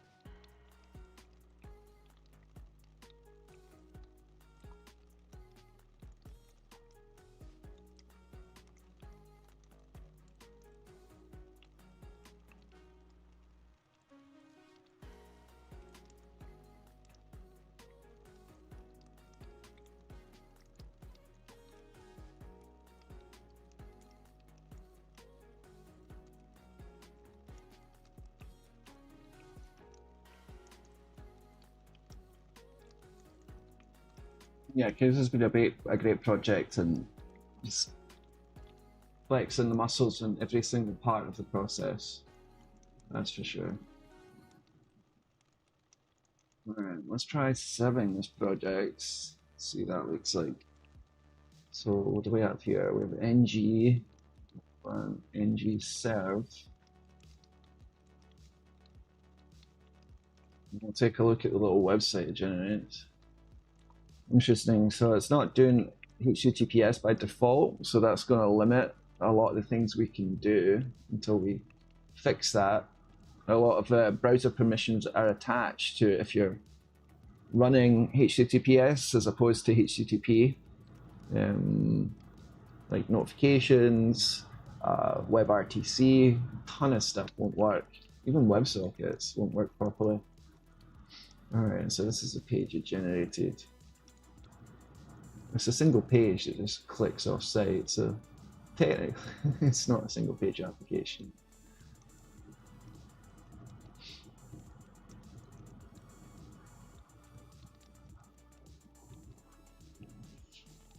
Well, look at that, the AVG bumped up 1 second.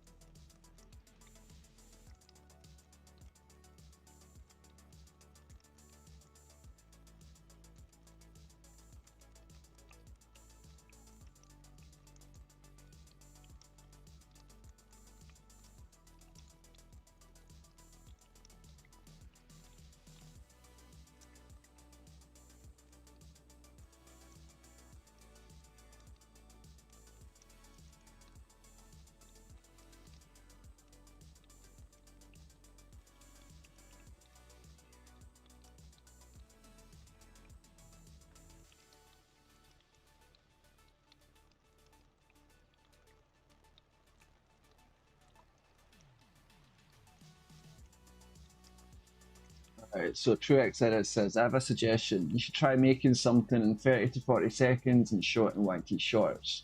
I mean, since you're an experienced developer and you can definitely do it easily. Wait, I'm telling. So, TrueX Edit, so are you talking about like maybe put together like code related tips and stuff on YouTube shorts? Like, definitely open to feedback.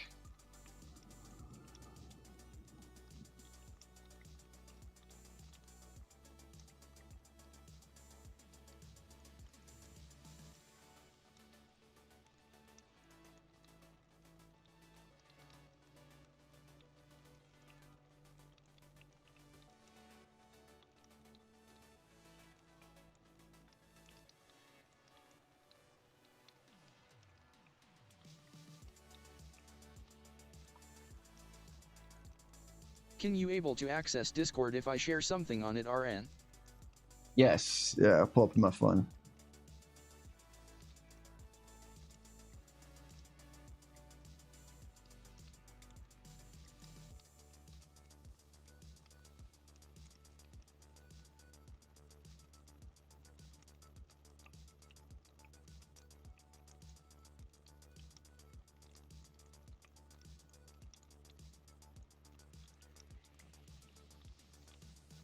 Holy shit, that's not Scott Maxwell.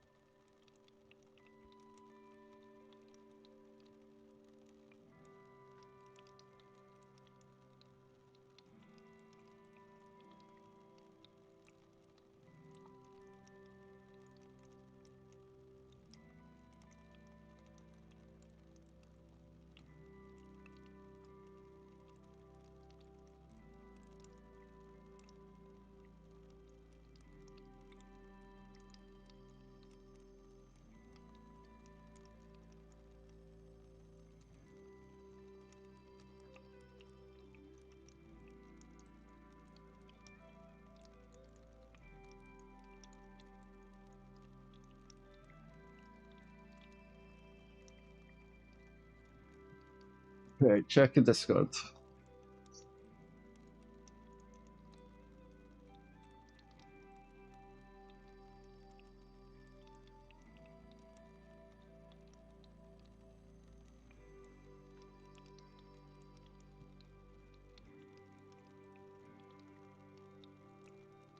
It's a DM, I wouldn't see that on my phone.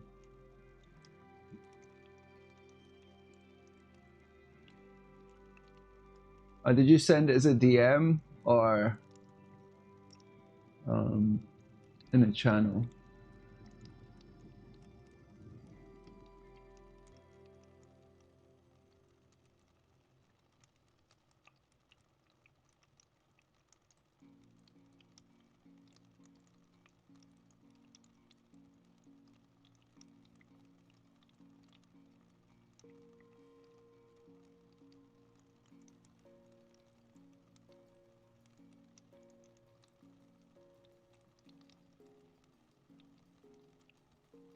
Check that if you can. Okie dokie.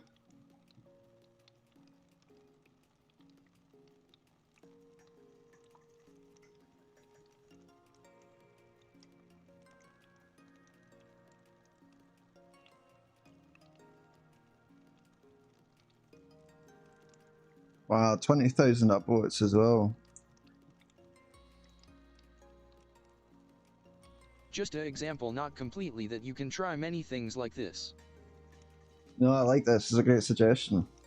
Well, we could do that like with the speech synthesis. I could show people how to, you know, build a little voice selector and just code it as a short. So I think the way we do this is I would record the shot. I would do it in this format. How, you know, we're doing the live now, and I would just have a code view that would take up the entire screen. And yeah, we could totally do this.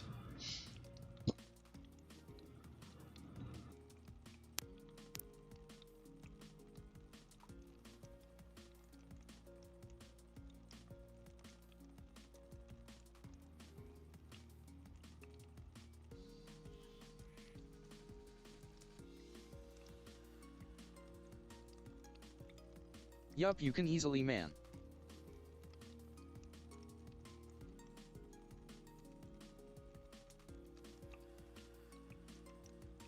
The chem has gone dark again.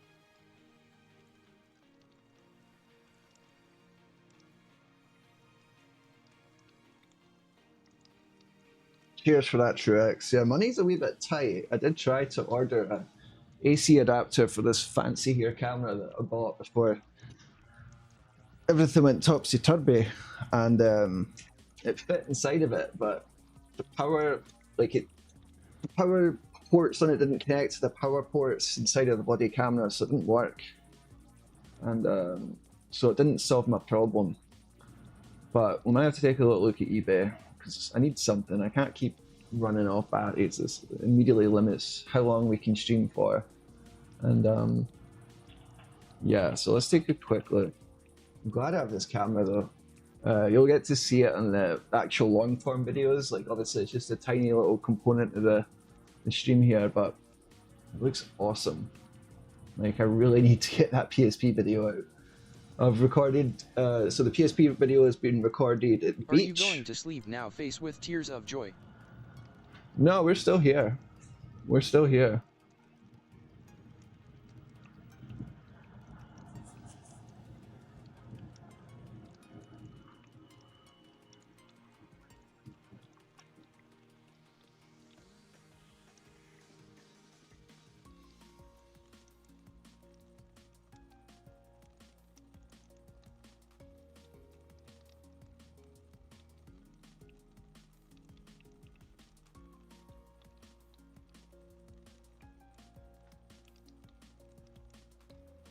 Okay, so yeah, let me know, man. I mean the basic idea, what it covers and all that.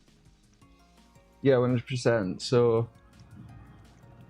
yeah, so I spoke to my friend about it. We went to the Kava bar, and I mentioned that you know, were looking forward to the video coming out. And as I asked if he had any feedback for what I should put in the video, and he said one of the things I should talk about is like why I'm even doing this in the first place. So I thought that was good. So that's what I recorded at the beach, kind of explaining why I built this and like my history with PSP. And then in the office, I recorded more technical stuff. So I showed how I coded it, all the things I tried that didn't work. And then at the lake tonight, I shot the final part of the video where I just kind of explained, gave shout outs to the people that helped me put this video together, and explained what we could do as part of the next video, as far as actually making it fully playable on the PSP. So, you know, you could chat from the PSP, and you could move your avatar around and stuff. So, that there's already a part 2 lined up. Obviously, we have to code it. So, part of the live stream, once we get this part 1 out, we'll be actually just coding the user interaction PSP, which is going to be difficult. You know, it's not going to be easy, but it wasn't easy getting this on the PSP in the first place. So that's essentially the video.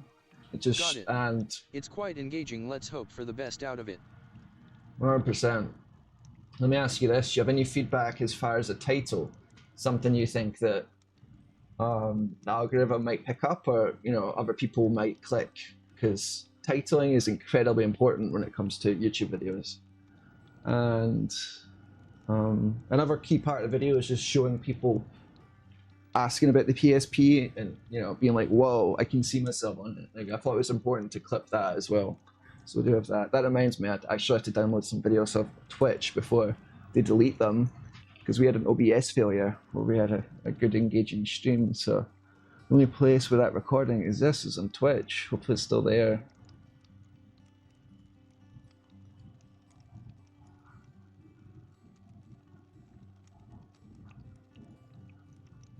Taking a look.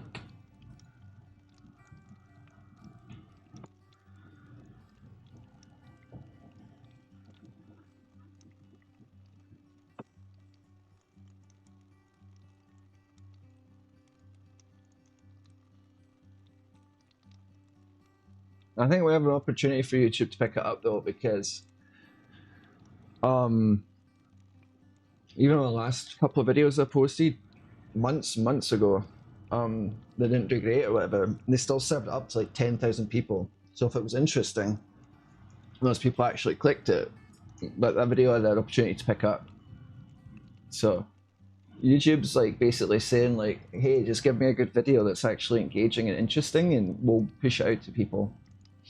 So title is important though. Crap, it's been deleted and everything. Let's see. We'll just download everything. Wow, some of these streams are like 3 hours long, which is almost the complete limit of the battery situation in the camera. So yeah, we need to figure out a solution here.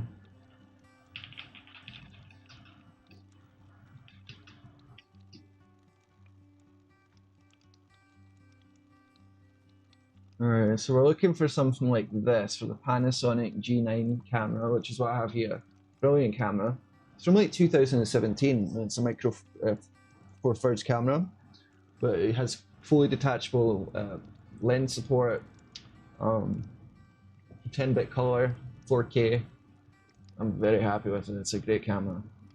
Like, I take a lot of pictures with it for fun. The LE and description are really important for CTR, and we also need more retention from impressions. I will definitely research and give you something that completely fulfills our needs.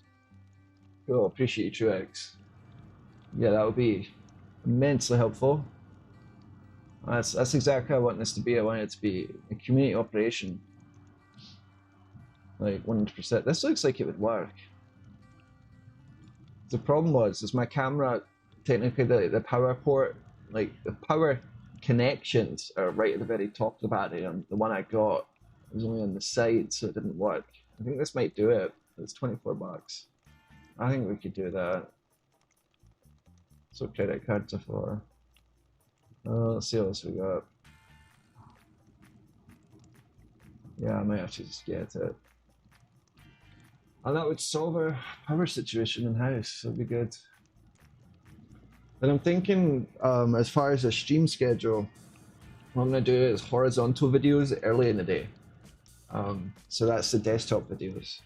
Because if I was to do live streams early in the day, but I have opportunity now, I could be, you know, coding at 12 p.m. my time, even earlier. You don't use Amazon? I do use Amazon Truex, but the one that I ordered on Amazon that looked right was completely wrong. So that's why I went to eBay here. But I'll price it out on Amazon and compare it right now. But like I said, I couldn't even find the right product on Amazon in the first place. Maybe this will give me something useful. I'll just copy the title. Oh, chess. That was fun. When I was learning chess, I did some live streams with that. And I had a couple of folks that were super excited about it, you know, because I called it rookie chess, which was funny, you know, because I'm a rookie. And oh that yes, one yes, guy, they are scamming sometimes, face with tears of joy, I know. yeah, I got scammed.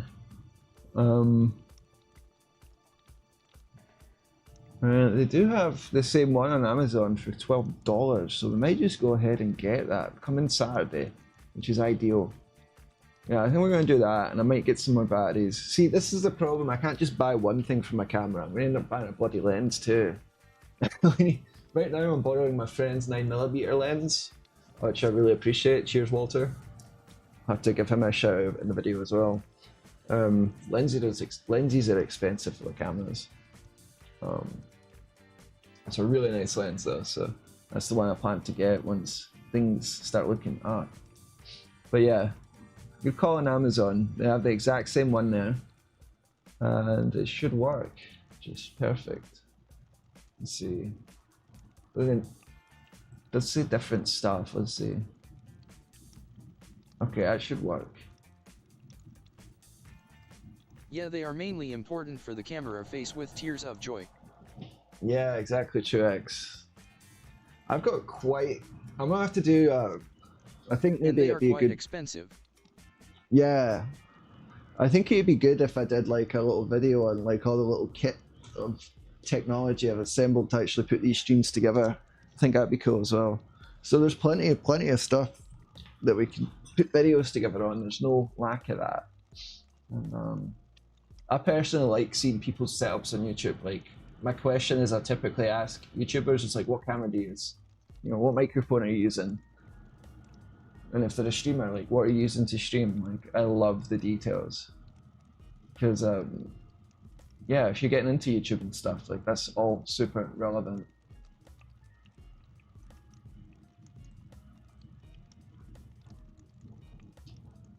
Alright, we're gonna grab that. That's perfect.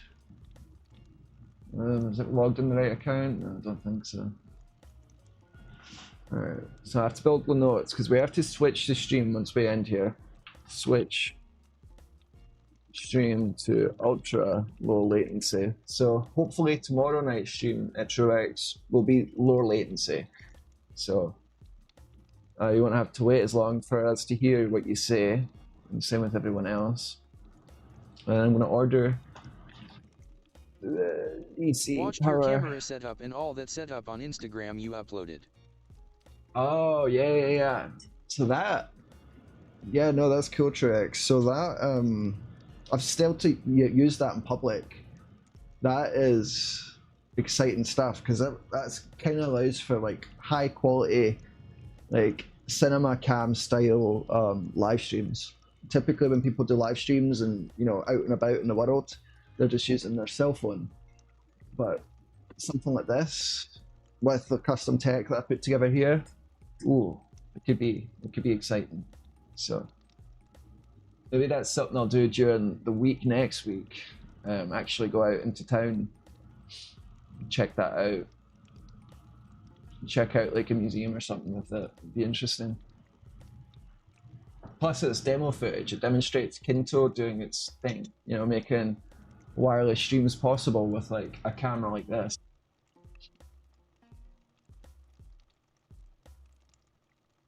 Right. You are using So, Android or iPhone, thinking face.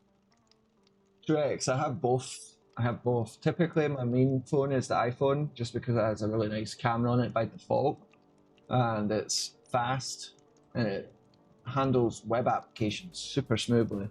But I do also have a Pixel 7, which is on Google Fi, as a backup phone, so I could, you know, terminate a stream, read comments, stuff like that. I really have to. If you see me do any of the Xcode stuff, I was finalizing full native streams on the iPhone. So I'm gonna have a couple options: cinema level streams with the camera here, out and about, or just pull out the iPhone and have the avatars along with me. Like, say I'm on the bicycle going down, you know, the coastal road or something. I'll have the iPhone for that. So really, what I need to be doing is using this time to just finalize everything. Get some apps back out in the app So you are stores. mainly So using iPhone. yeah. It's not always been that way. They just web apps work super cleanly on it. I can't explain how well Kynto works on iPhone. It's super smooth. Like, if you look at the weather effects on the screen here with the rain and snow, that's using something called fragment shaders. So that's not CSS, that's not JavaScript, it's not HTML, that's not canvas tag. It's literally using shaders similar to how you would build in a game like Unity, or even what's the other one? Unreal Engine. Like, it's literally using shaders. Shaders are poorly supported on Android, so I'd get the rain effect working on Android, but the snow I still have to tweak with. So the iPhone just matches. It just works out better for some reason. I don't know why. And the Android also gets really hot when I try and stream from it using Kynto, which is on me. I need to, you know, optimize it, but I think there's just certain things it just doesn't like.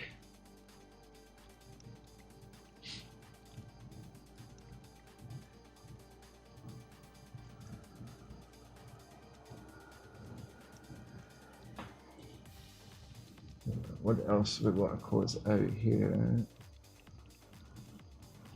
Mr. PH, where are you?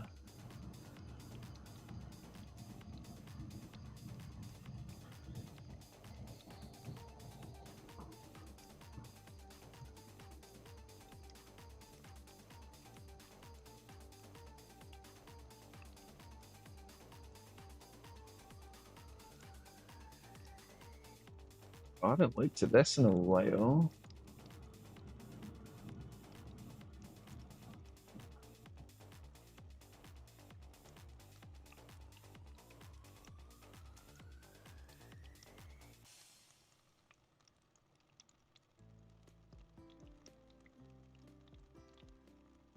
That download. Let's see. No, it didn't. We need to save this.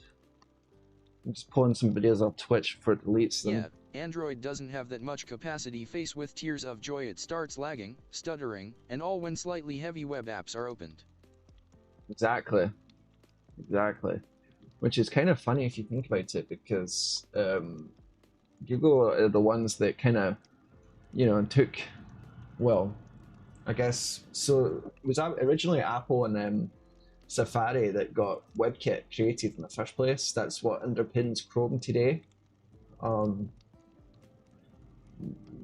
But essentially, like, WebKit is what makes web apps today so smooth, so clean. Like, if you go back to like 2010, we were all using Firefox. Well, no, Chrome even existed then. If you go back a little bit earlier, like 2007, we were all using Firefox. And I don't know what Mozilla's engine was called back then, but it was no competition for WebKit. But Chrome kind of came in and took WebKit and made, well, Google came in with Chrome and took WebKit and made Chrome. And Chrome works really well on computers. But when it comes to their own phone, Android. Chrome browser or Safari on Mac? Thinking face. So that's a good question. I actually use Chrome on Mac, but when it comes to the iPhone, I use Safari. So that might be the key.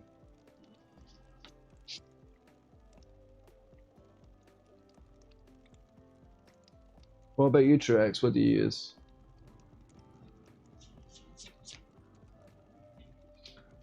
ABD is slightly creeping up a wee bit, so we'll be in better shape tomorrow, that's for sure.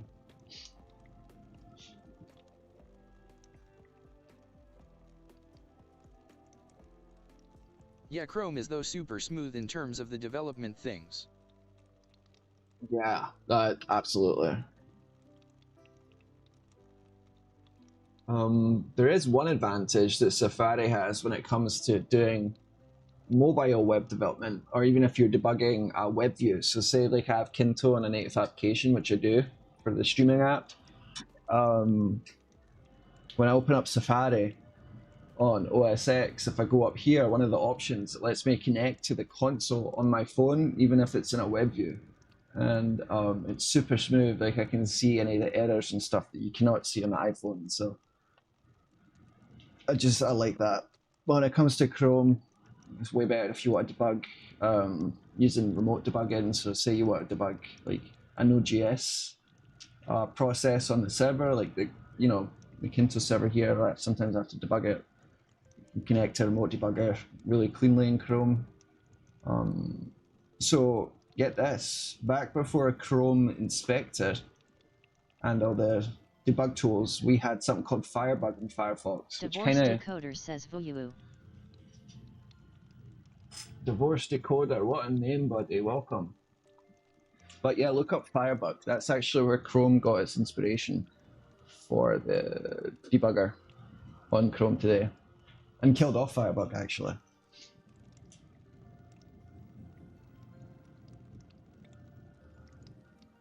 I was a big user of Firebug back in the day.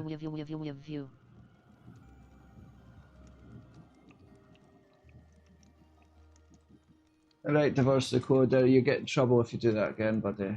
Are you my Arabic friend?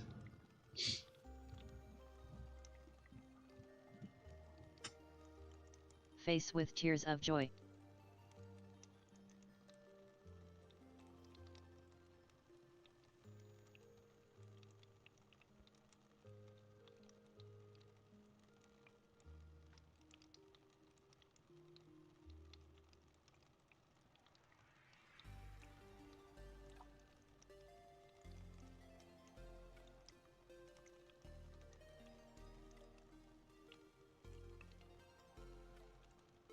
It's nice to have some fun thinking. Face, why so serious? Oh, it's great to have fun, buddy. Face. When no one wants to hear the spam, they'll tell me to mute you, don't worry.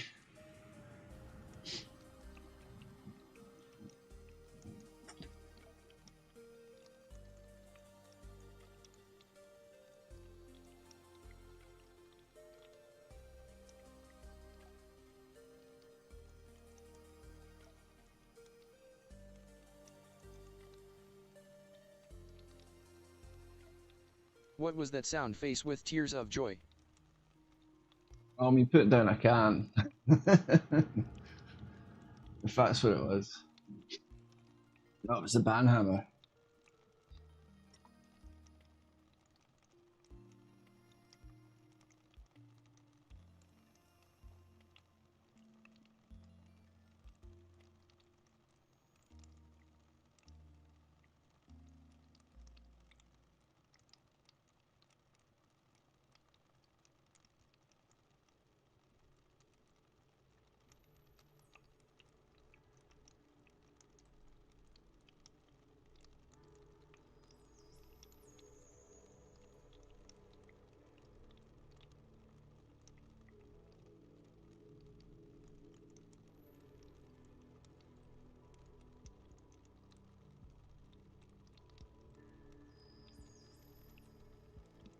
So that should.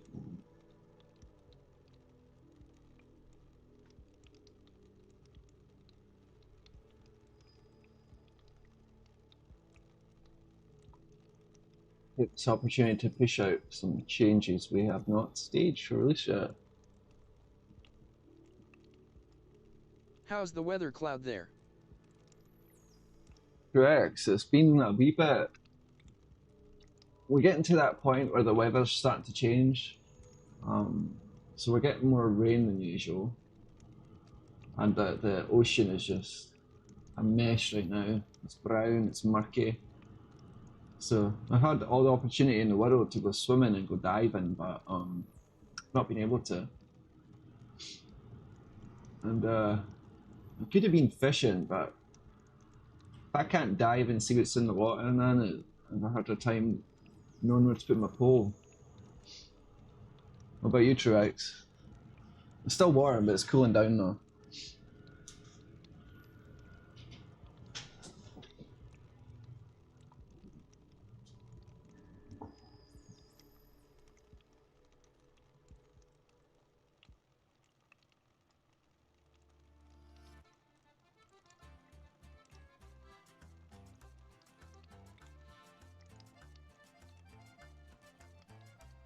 And this will be the last battery for tonight. Unfortunately, the two other batteries weren't put on the charger.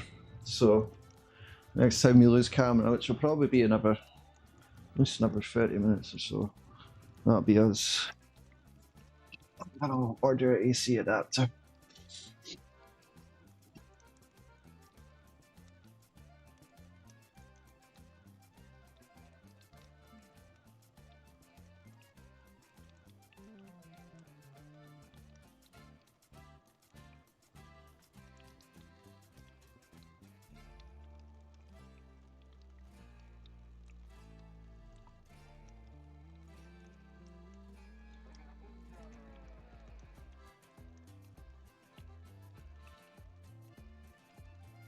What's going on here?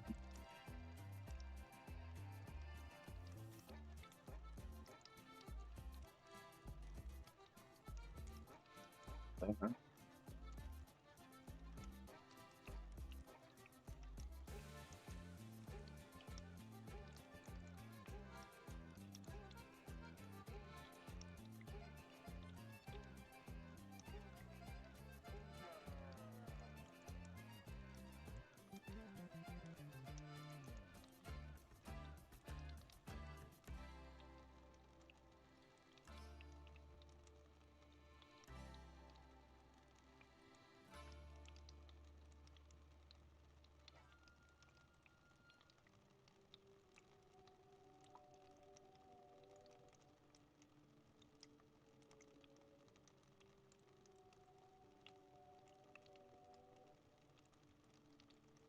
What was your routine around this time of the night, I mean, when you were on a break?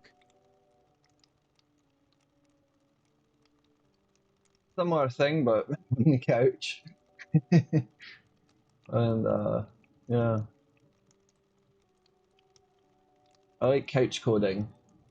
I'm technically rigged up to be able to code from the couch. I might have to do that.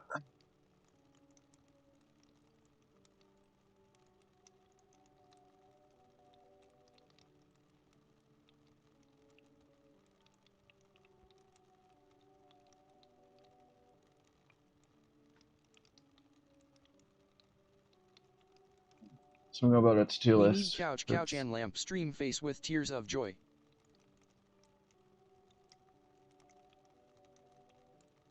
Uh-huh. 100%. Yeah. I'll have Stargate audio going through my headphones so I can replicate the whole thing that I do, and it's just me. I usually put on like sci-fi on the telly. You know, something I've watched like a million times but I still enjoy. Like bloody Star Trek, Stargate, something like that.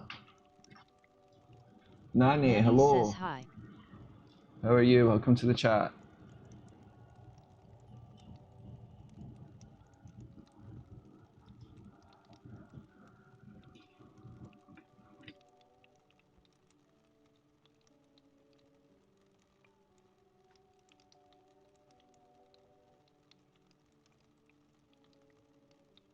Let me ask you this, Truex Edits. Is there anything that you'd like to see me code as a little example for Have the you YouTube checked Shorts? Streamlabs thinking face?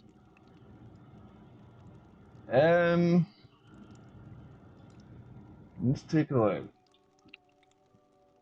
So let me know, Truex, why would I want to use like Streamlabs? Because one of the main things is I'm kind of building my own version in a sense. So is there any features in there that I might find interesting? That would be my question.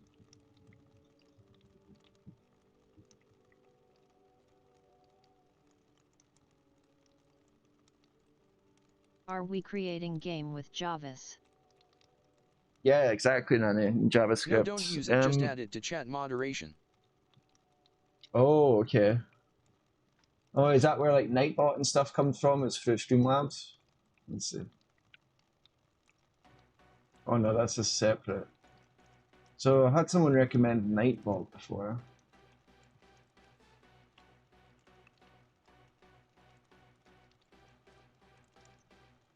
Yup. Alright, we could do that, because I could have it dump out, you know, the help commands and stuff every so often, so I might do that. Truex, if you're interested in being a mod, let me know.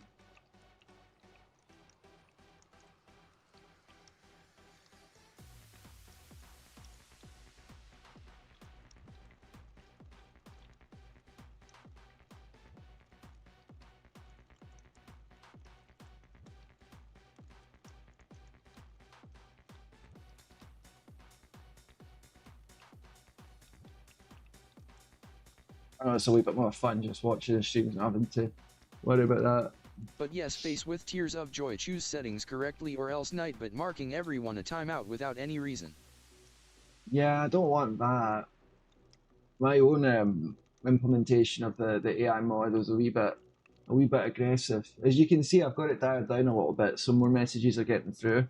But I noticed longer messages aren't. So let me add that to the list. We're going to investigate tomorrow night why longer messages are not read out by Kynto TTS. See, just talking about this stuff gets my mind going, and things that I know need done and are easy enough to do. Alright, so I think it's Nightbot we'll go with, right?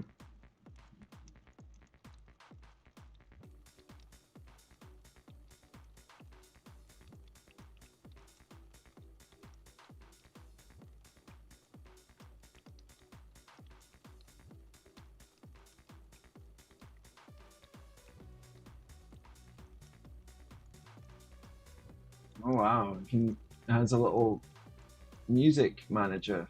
That's interesting. Yeah, we're going to explore this anyway because a lot of the stuff this is doing, I kind of want to explore because maybe we can do some of it as well ourselves.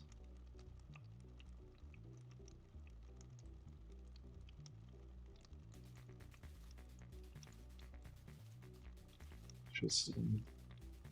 All right, let me see. Should I just try and activate it now?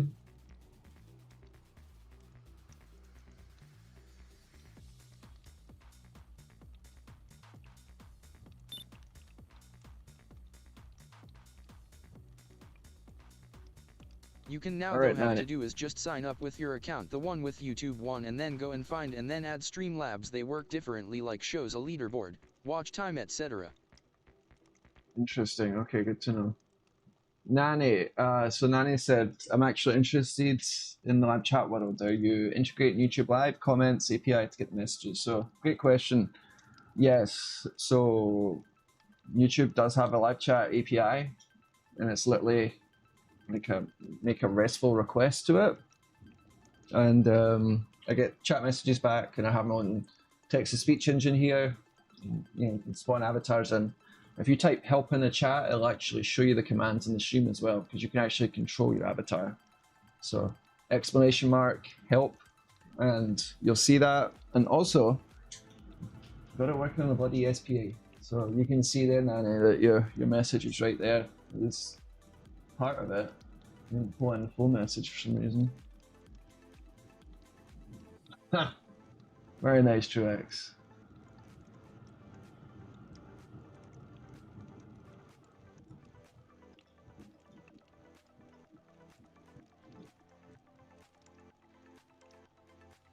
Nani, make sure you subscribe so you can see this grow. And if you have any features or ideas or code you want me to walk through when I do these night streams, please feel free to just talk through them. All right, let's bring it up for a little longer. It was too short.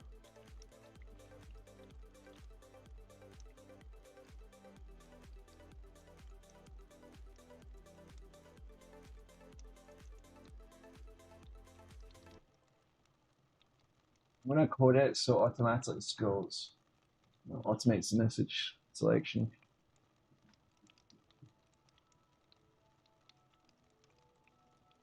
Well, thanks, Nanny, for testing that out, because that is that's a feature I just coded last week. I'm messing up that rose garden face with tears of joy. Yeah, Nanny, we're gonna have to send a little police van after you, a little British police van. You get the same treatment I got. I mean, Truex edits. I was blaming you, Nanny. I've been reading your message at the time.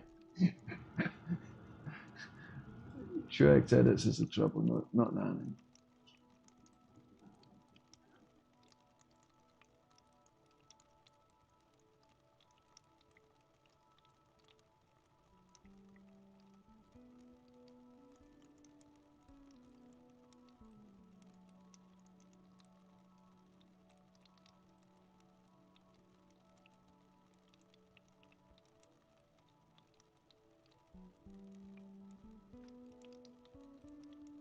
Face with tears of joy.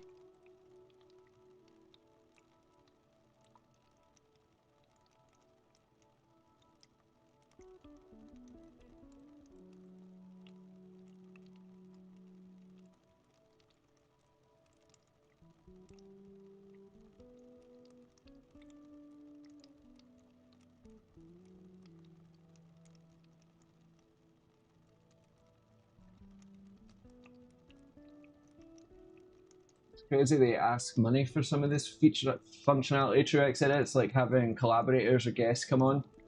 Kynto has all that for free. I'm trying to build an terminal-based like portfolio with my own tech stack, not like Divorce decoder Snake Man, what are you saying? Face with tears of joy. So real quick, Nanny says, I'm trying to build a terminal-based like portfolio with my own tech stack, not like MERN or MEBN. I'm searching for resources. So that's awesome. So when you say you're on tech stack, are you looking to avoid React and stuff completely and just build it in like raw JavaScript, maybe Canvas tag or WebGL or something like that?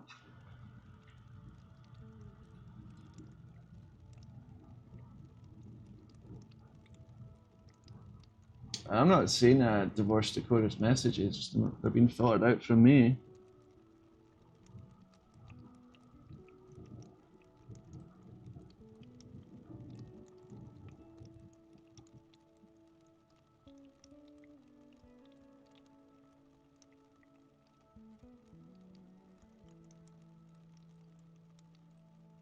The chat system on YouTube is confusing.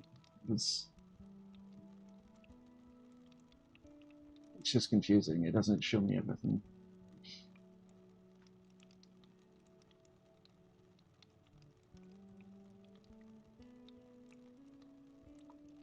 Nanny, I like the idea of a terminal-based portfolio, though. You definitely have some fun building that.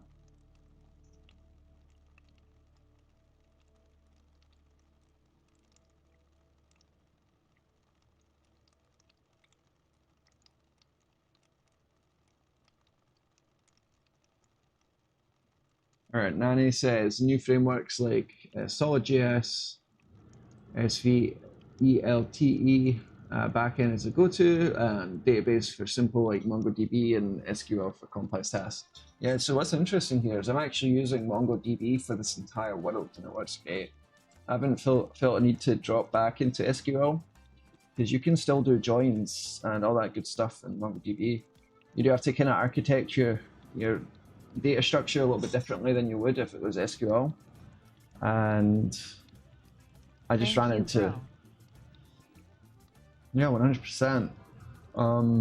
I did run into some performance issues with MongoDB, but I got around those relatively quickly by adding primary keys. So I have like probably millions of tiles in this engine now. So you can see the ground of these rooms are made up of individual tiles. That was one of the huge advantages using MongoDB was for that, but for some reason the queries that I would assemble to actually fetch all that were actually quite slow. That's because I was missing indexing. But I have not heard of SolidJS, so let's have a quick look at that. And, just a warning, guys, I think I still have time on the camera, but... I was just wondering, it would quite engaging if there would have a leaderboard that shows viewers' name then point system according to their watch time. Shrek said it, so we could totally implement that here. We could totally implement that. Because I'm wondering with Streamlabs, like, I think you have to actually use that to host your stream, and I have quite a complex stream setup here. So if I actually have to host my stream with Streamlabs to get that functionality, that'd be kind of a problem. But I like the idea of having a leaderboard. And similar to this help pop-up, we could have a leaderboard that pops up every so often, you know, shows everyone's rank. I think that's a great idea for gamification, but I'll play with it on my other channel to get an idea of what that looks like. Alright, solid.js.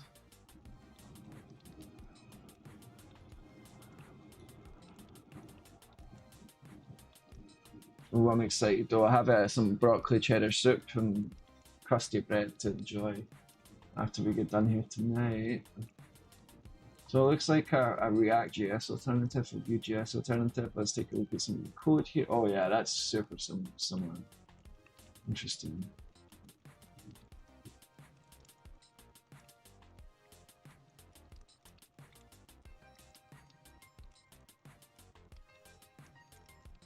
Oh, create signal. That's kind of AngularJS like. It's kind of a bridge between Angular and React.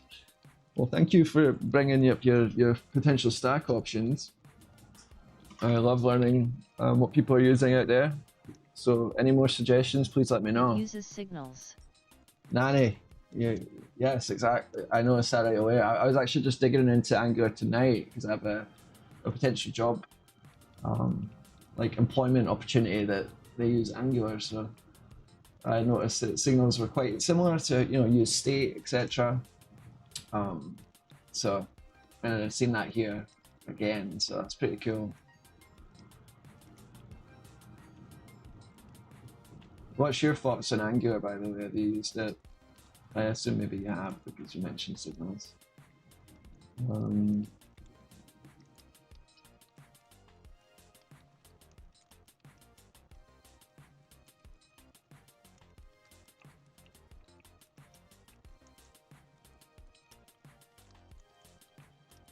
TypeScript out the box, obviously.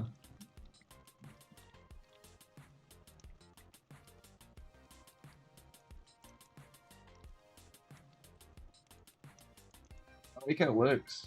I'm sure the performance is pretty good on it, right?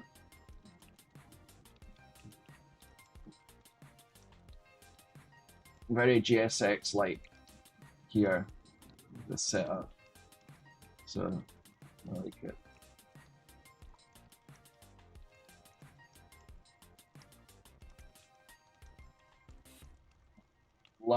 I love graphical examples, guys.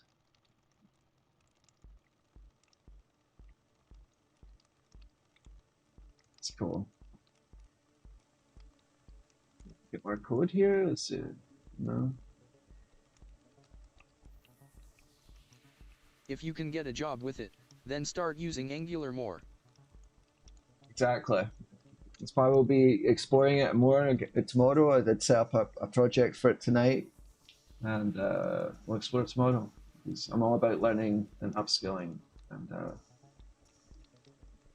like I said, the previous job I had, I never worked with Vue before, but I picked up real quick. I think React and Vue are closer than Angular is to those two, though. I'll be honest. But the concepts are still similar.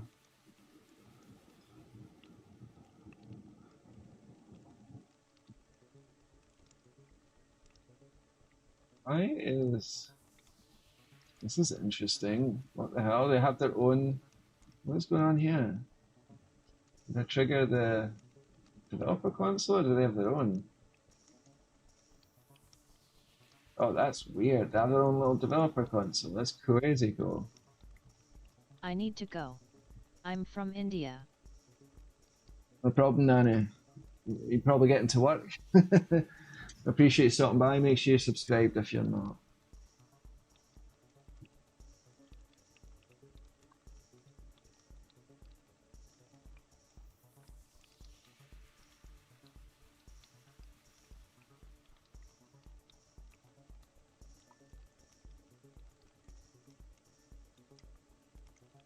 Nice to hear that, man.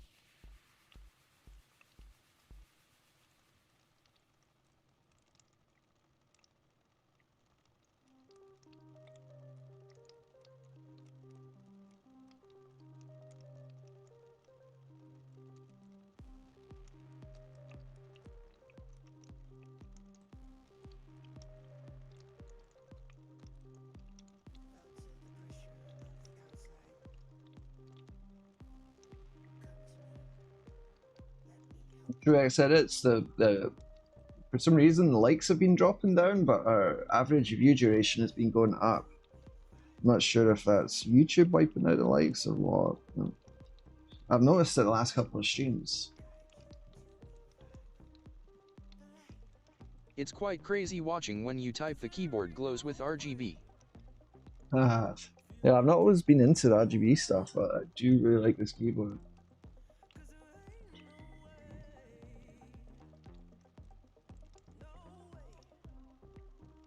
Oh wow, there's a crazy movie going on behind me. That's where all the weird noise is coming from.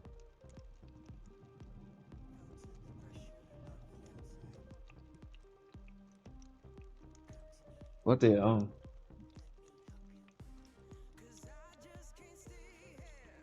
Face with tears of joy. That's very crazy.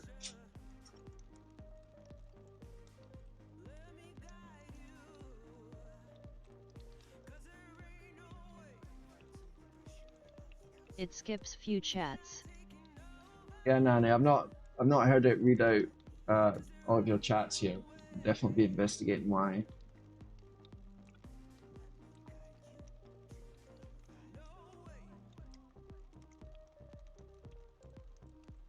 It's better than it was.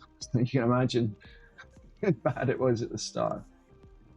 But yeah, Truex edits, Nanny. I think we'll start winding down here. I'm craving some soup. You know, like a fridge full of groceries and like a nice cantaloupe in there and stuff. I'm quite excited. I'm getting hungry.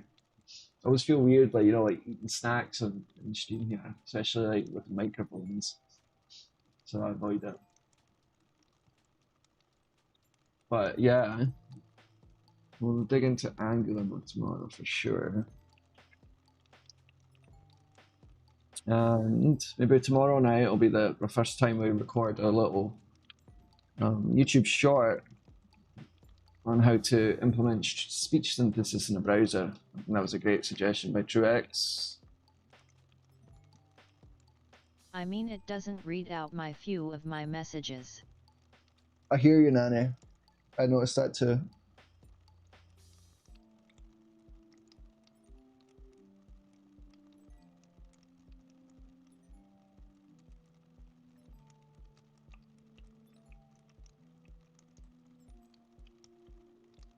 There's various layers of moderation, some of which I've coded, and then there's also YouTube. And then I don't know if the YouTube API is just not giving me some messages. Might also be a possibility. So there's a couple of things that could cause in it. I appreciate you bringing that to my attention.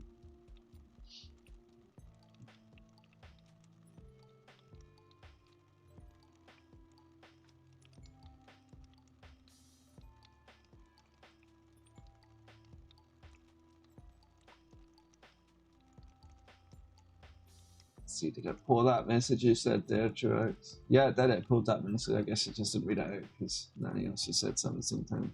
The only time I noticed it not read out one of your messages, Truex, was when it was long. Which stack do you use to build this? Okay, so user interface, all this stuff is coded in React. I use webrtc for peer-to-peer media streaming, so that's how I do wireless screen share, video share. And then the avatar world is composed in the canvas tag. And then I use webgl to do effects, make it optimized. So I use fragment shaders for like the web. If more messages come in the same time duration, it might mess things up. Otherwise, it works fine. That's true, Truex. And the simplest fix for that would just be making messages wait, like have a queue and then have them complete. I've coded all of that. I just have to finalize it. It's one of the more boring things, so that's why I've not done it, but I think it's necessary. And then Nani for the back end, I use, so this is all WebSocket driven, both on peer-to-peer layer and on the server layer as well. Dark Knight says, hey. Lock. I have a doubt, how does 64 MB RAM in PSP able to handle big games while a 64 MB RAM in PC does nothing? Dark Knight, you're awesome. Thank you for coming back with it. So this version actually has 32 megabytes, just so you know. But that's a great question. I'd say it's the fact that the games written for PSP are hyper optimized for the PSP. Also, the display resolution is significantly smaller than a PC would be. So there's less pixels to push around on the screen, and there's specialized hardware in there to actually render it. So if you take a look at like the PlayStation 1, that's even less RAM.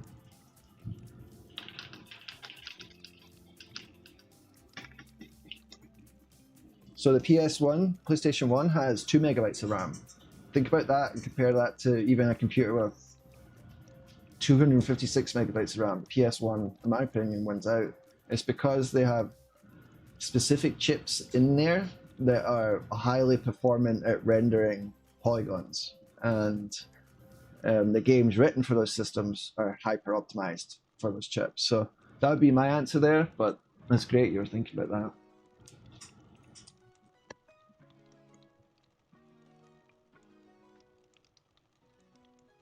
Oh no, Nani says I will try to build something like this with a different style. True X edits, your fears coming true. It was that PH that mentioned that.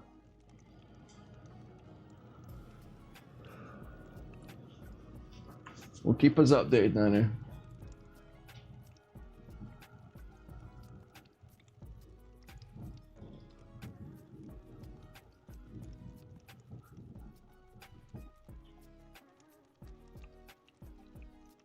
Yeah, thanks a lot of clearing my doubt.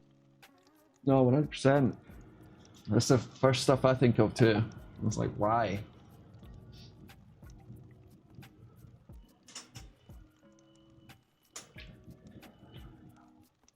And folks just joining tonight, make sure that you like the stream, so next time you come on, more people come on.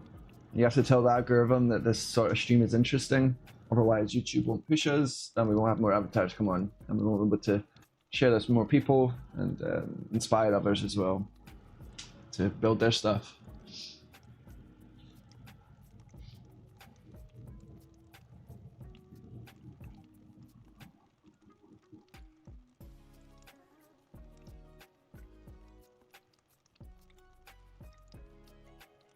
Yup.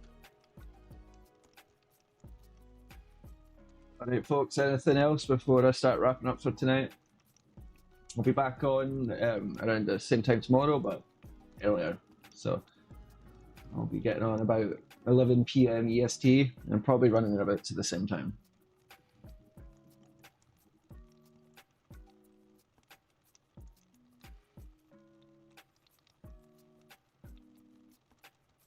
Alright, so this is what I was talking about Truex edits. Long messages don't get picked up specifically PSP doesn't. by the chat, but it picked up your small ones. So Truex edit says, this is what I think. Because on PC, so you're responding to Dark Knight's question about why the PSP is able to, do a better job rendering games than a PC with similar specs. And it says because on a PC, refreshing is needing more, and its resolution is usually quite high, generally 1920 by 1080, and that's why it needs frequent refreshing. On the other hand, 60 Hz, which is still same as PC, right? I think you're right on that, actually, Dark Knight. But the resolution was what I was alluding to as well. But I do think the refresh rate's the same. Let's confirm.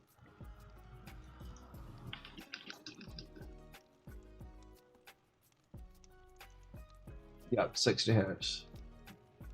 Oh, so more residential, more work. Yeah, exactly. Like, say I have Kynto here in this little window.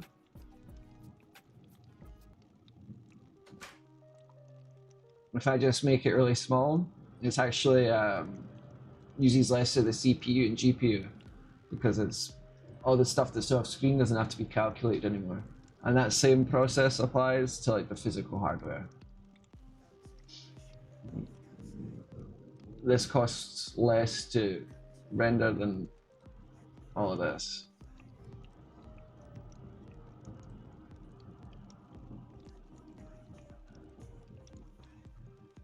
Yeah, actually I have seen this in PC games. When I run games in 800x600 they run smoother. Yeah, you'll get a lot more use out of older GPUs that way, 100%. I'll tell you, when I play like Call of Duty or Battlefield and stuff on PC, I always shop the resolution to get more speed. Like I have a gaming monitor right here, and it's literally just 1080. It's just a 1080 monitor. It would be better if it was like 4K when it comes to coding and stuff, but it has a refresh rate of like 180 hertz, I think. This is super good for gaming.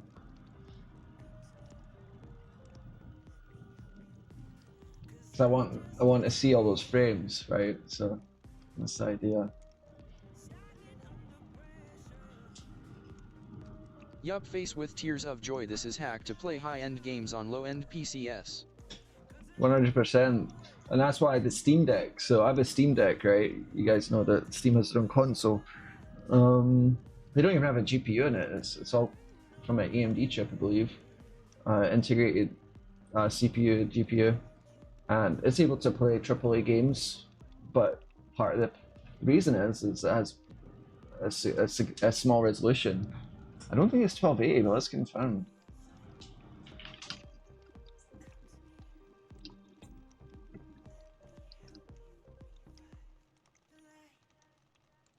Yeah, so the Steam Deck's net resolution for games is 1280 by x800, so I was right. Literally. And if you take a look at the original Switch, so the first Switch, Nintendo Switch, it was 720.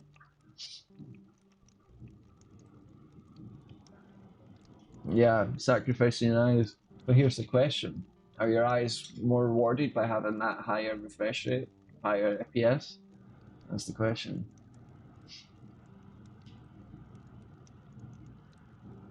Because what's the refresh rate in this Steam Deck by default?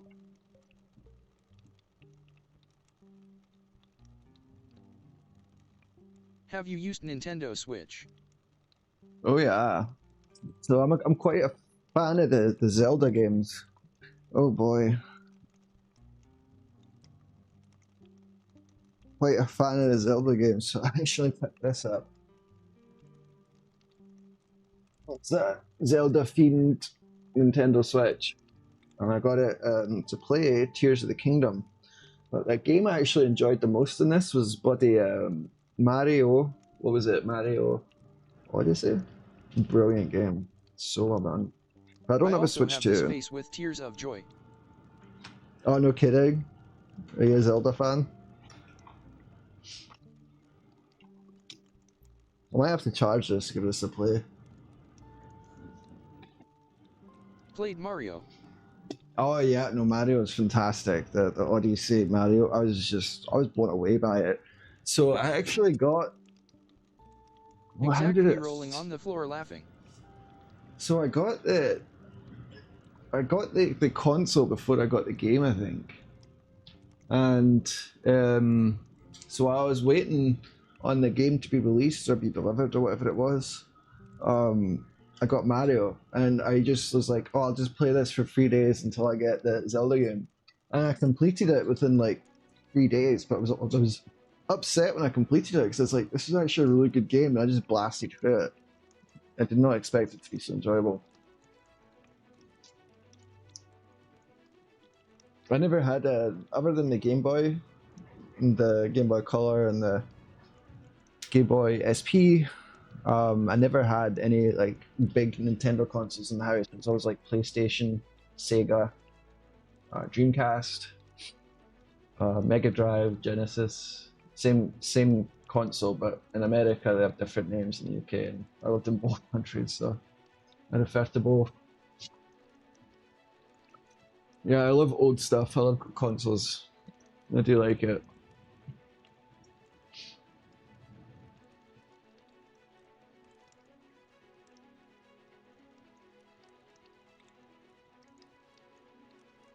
I actually recommend the Steam Deck though, even for folks that just want a cheap, powerful little computer. I hope the AVD will now increased. It has. I just looked at it. So we're 7 seconds higher than we were when I mentioned it. So we're almost at the AVD that YouTube is happy with.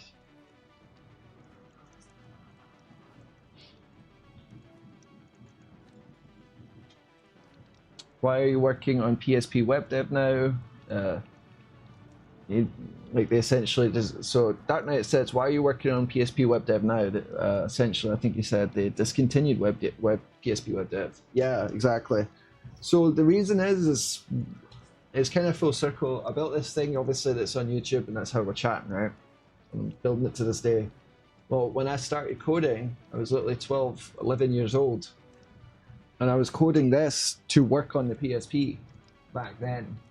And even some of the art was from what I built on the PSP. So my goal was, like, since I started coding for the PSP 20 years ago, why don't I take everything I've built now and make it work on a PSP again? So, great question, Dark Knight. That's kind of why I've done it. Let's go full circle. Holy. Since 12. Yeah, exactly. It's crazy. No, I feel like it's almost bad when it comes to jobs to tell them how long I've actually been coding. Dark Knight message got by my message at same time face with tears of joy. Kynto eats one of the message that come on same duration. We'll fix that tomorrow, Truex. We have to fix that. I'll write that down.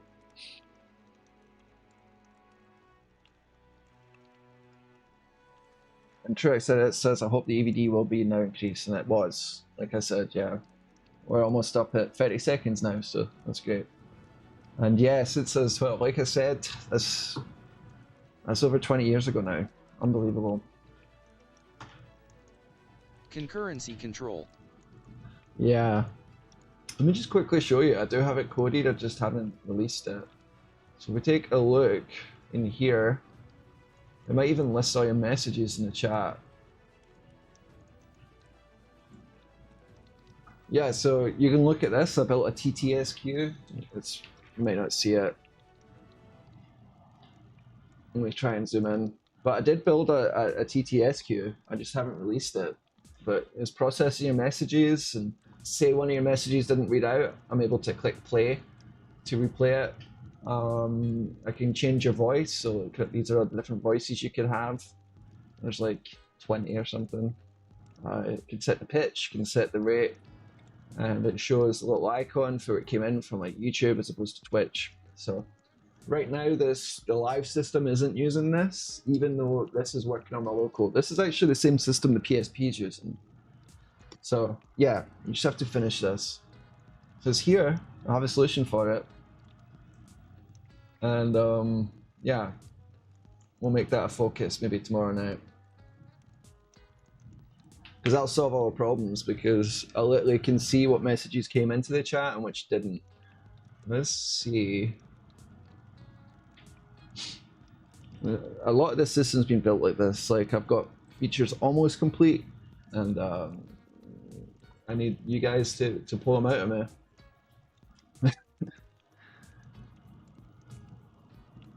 Let's reconnect here. I do want to see if this.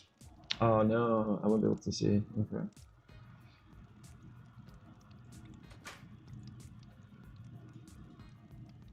I don't know if it'll be on the production version.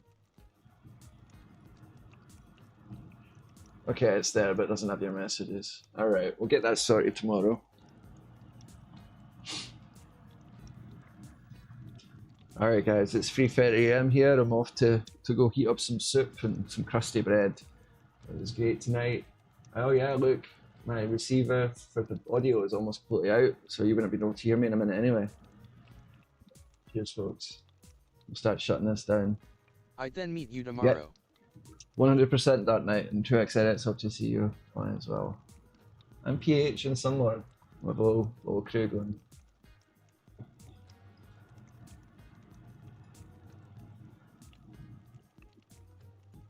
Alright. See ya, man. I appreciate you guys. Thank you.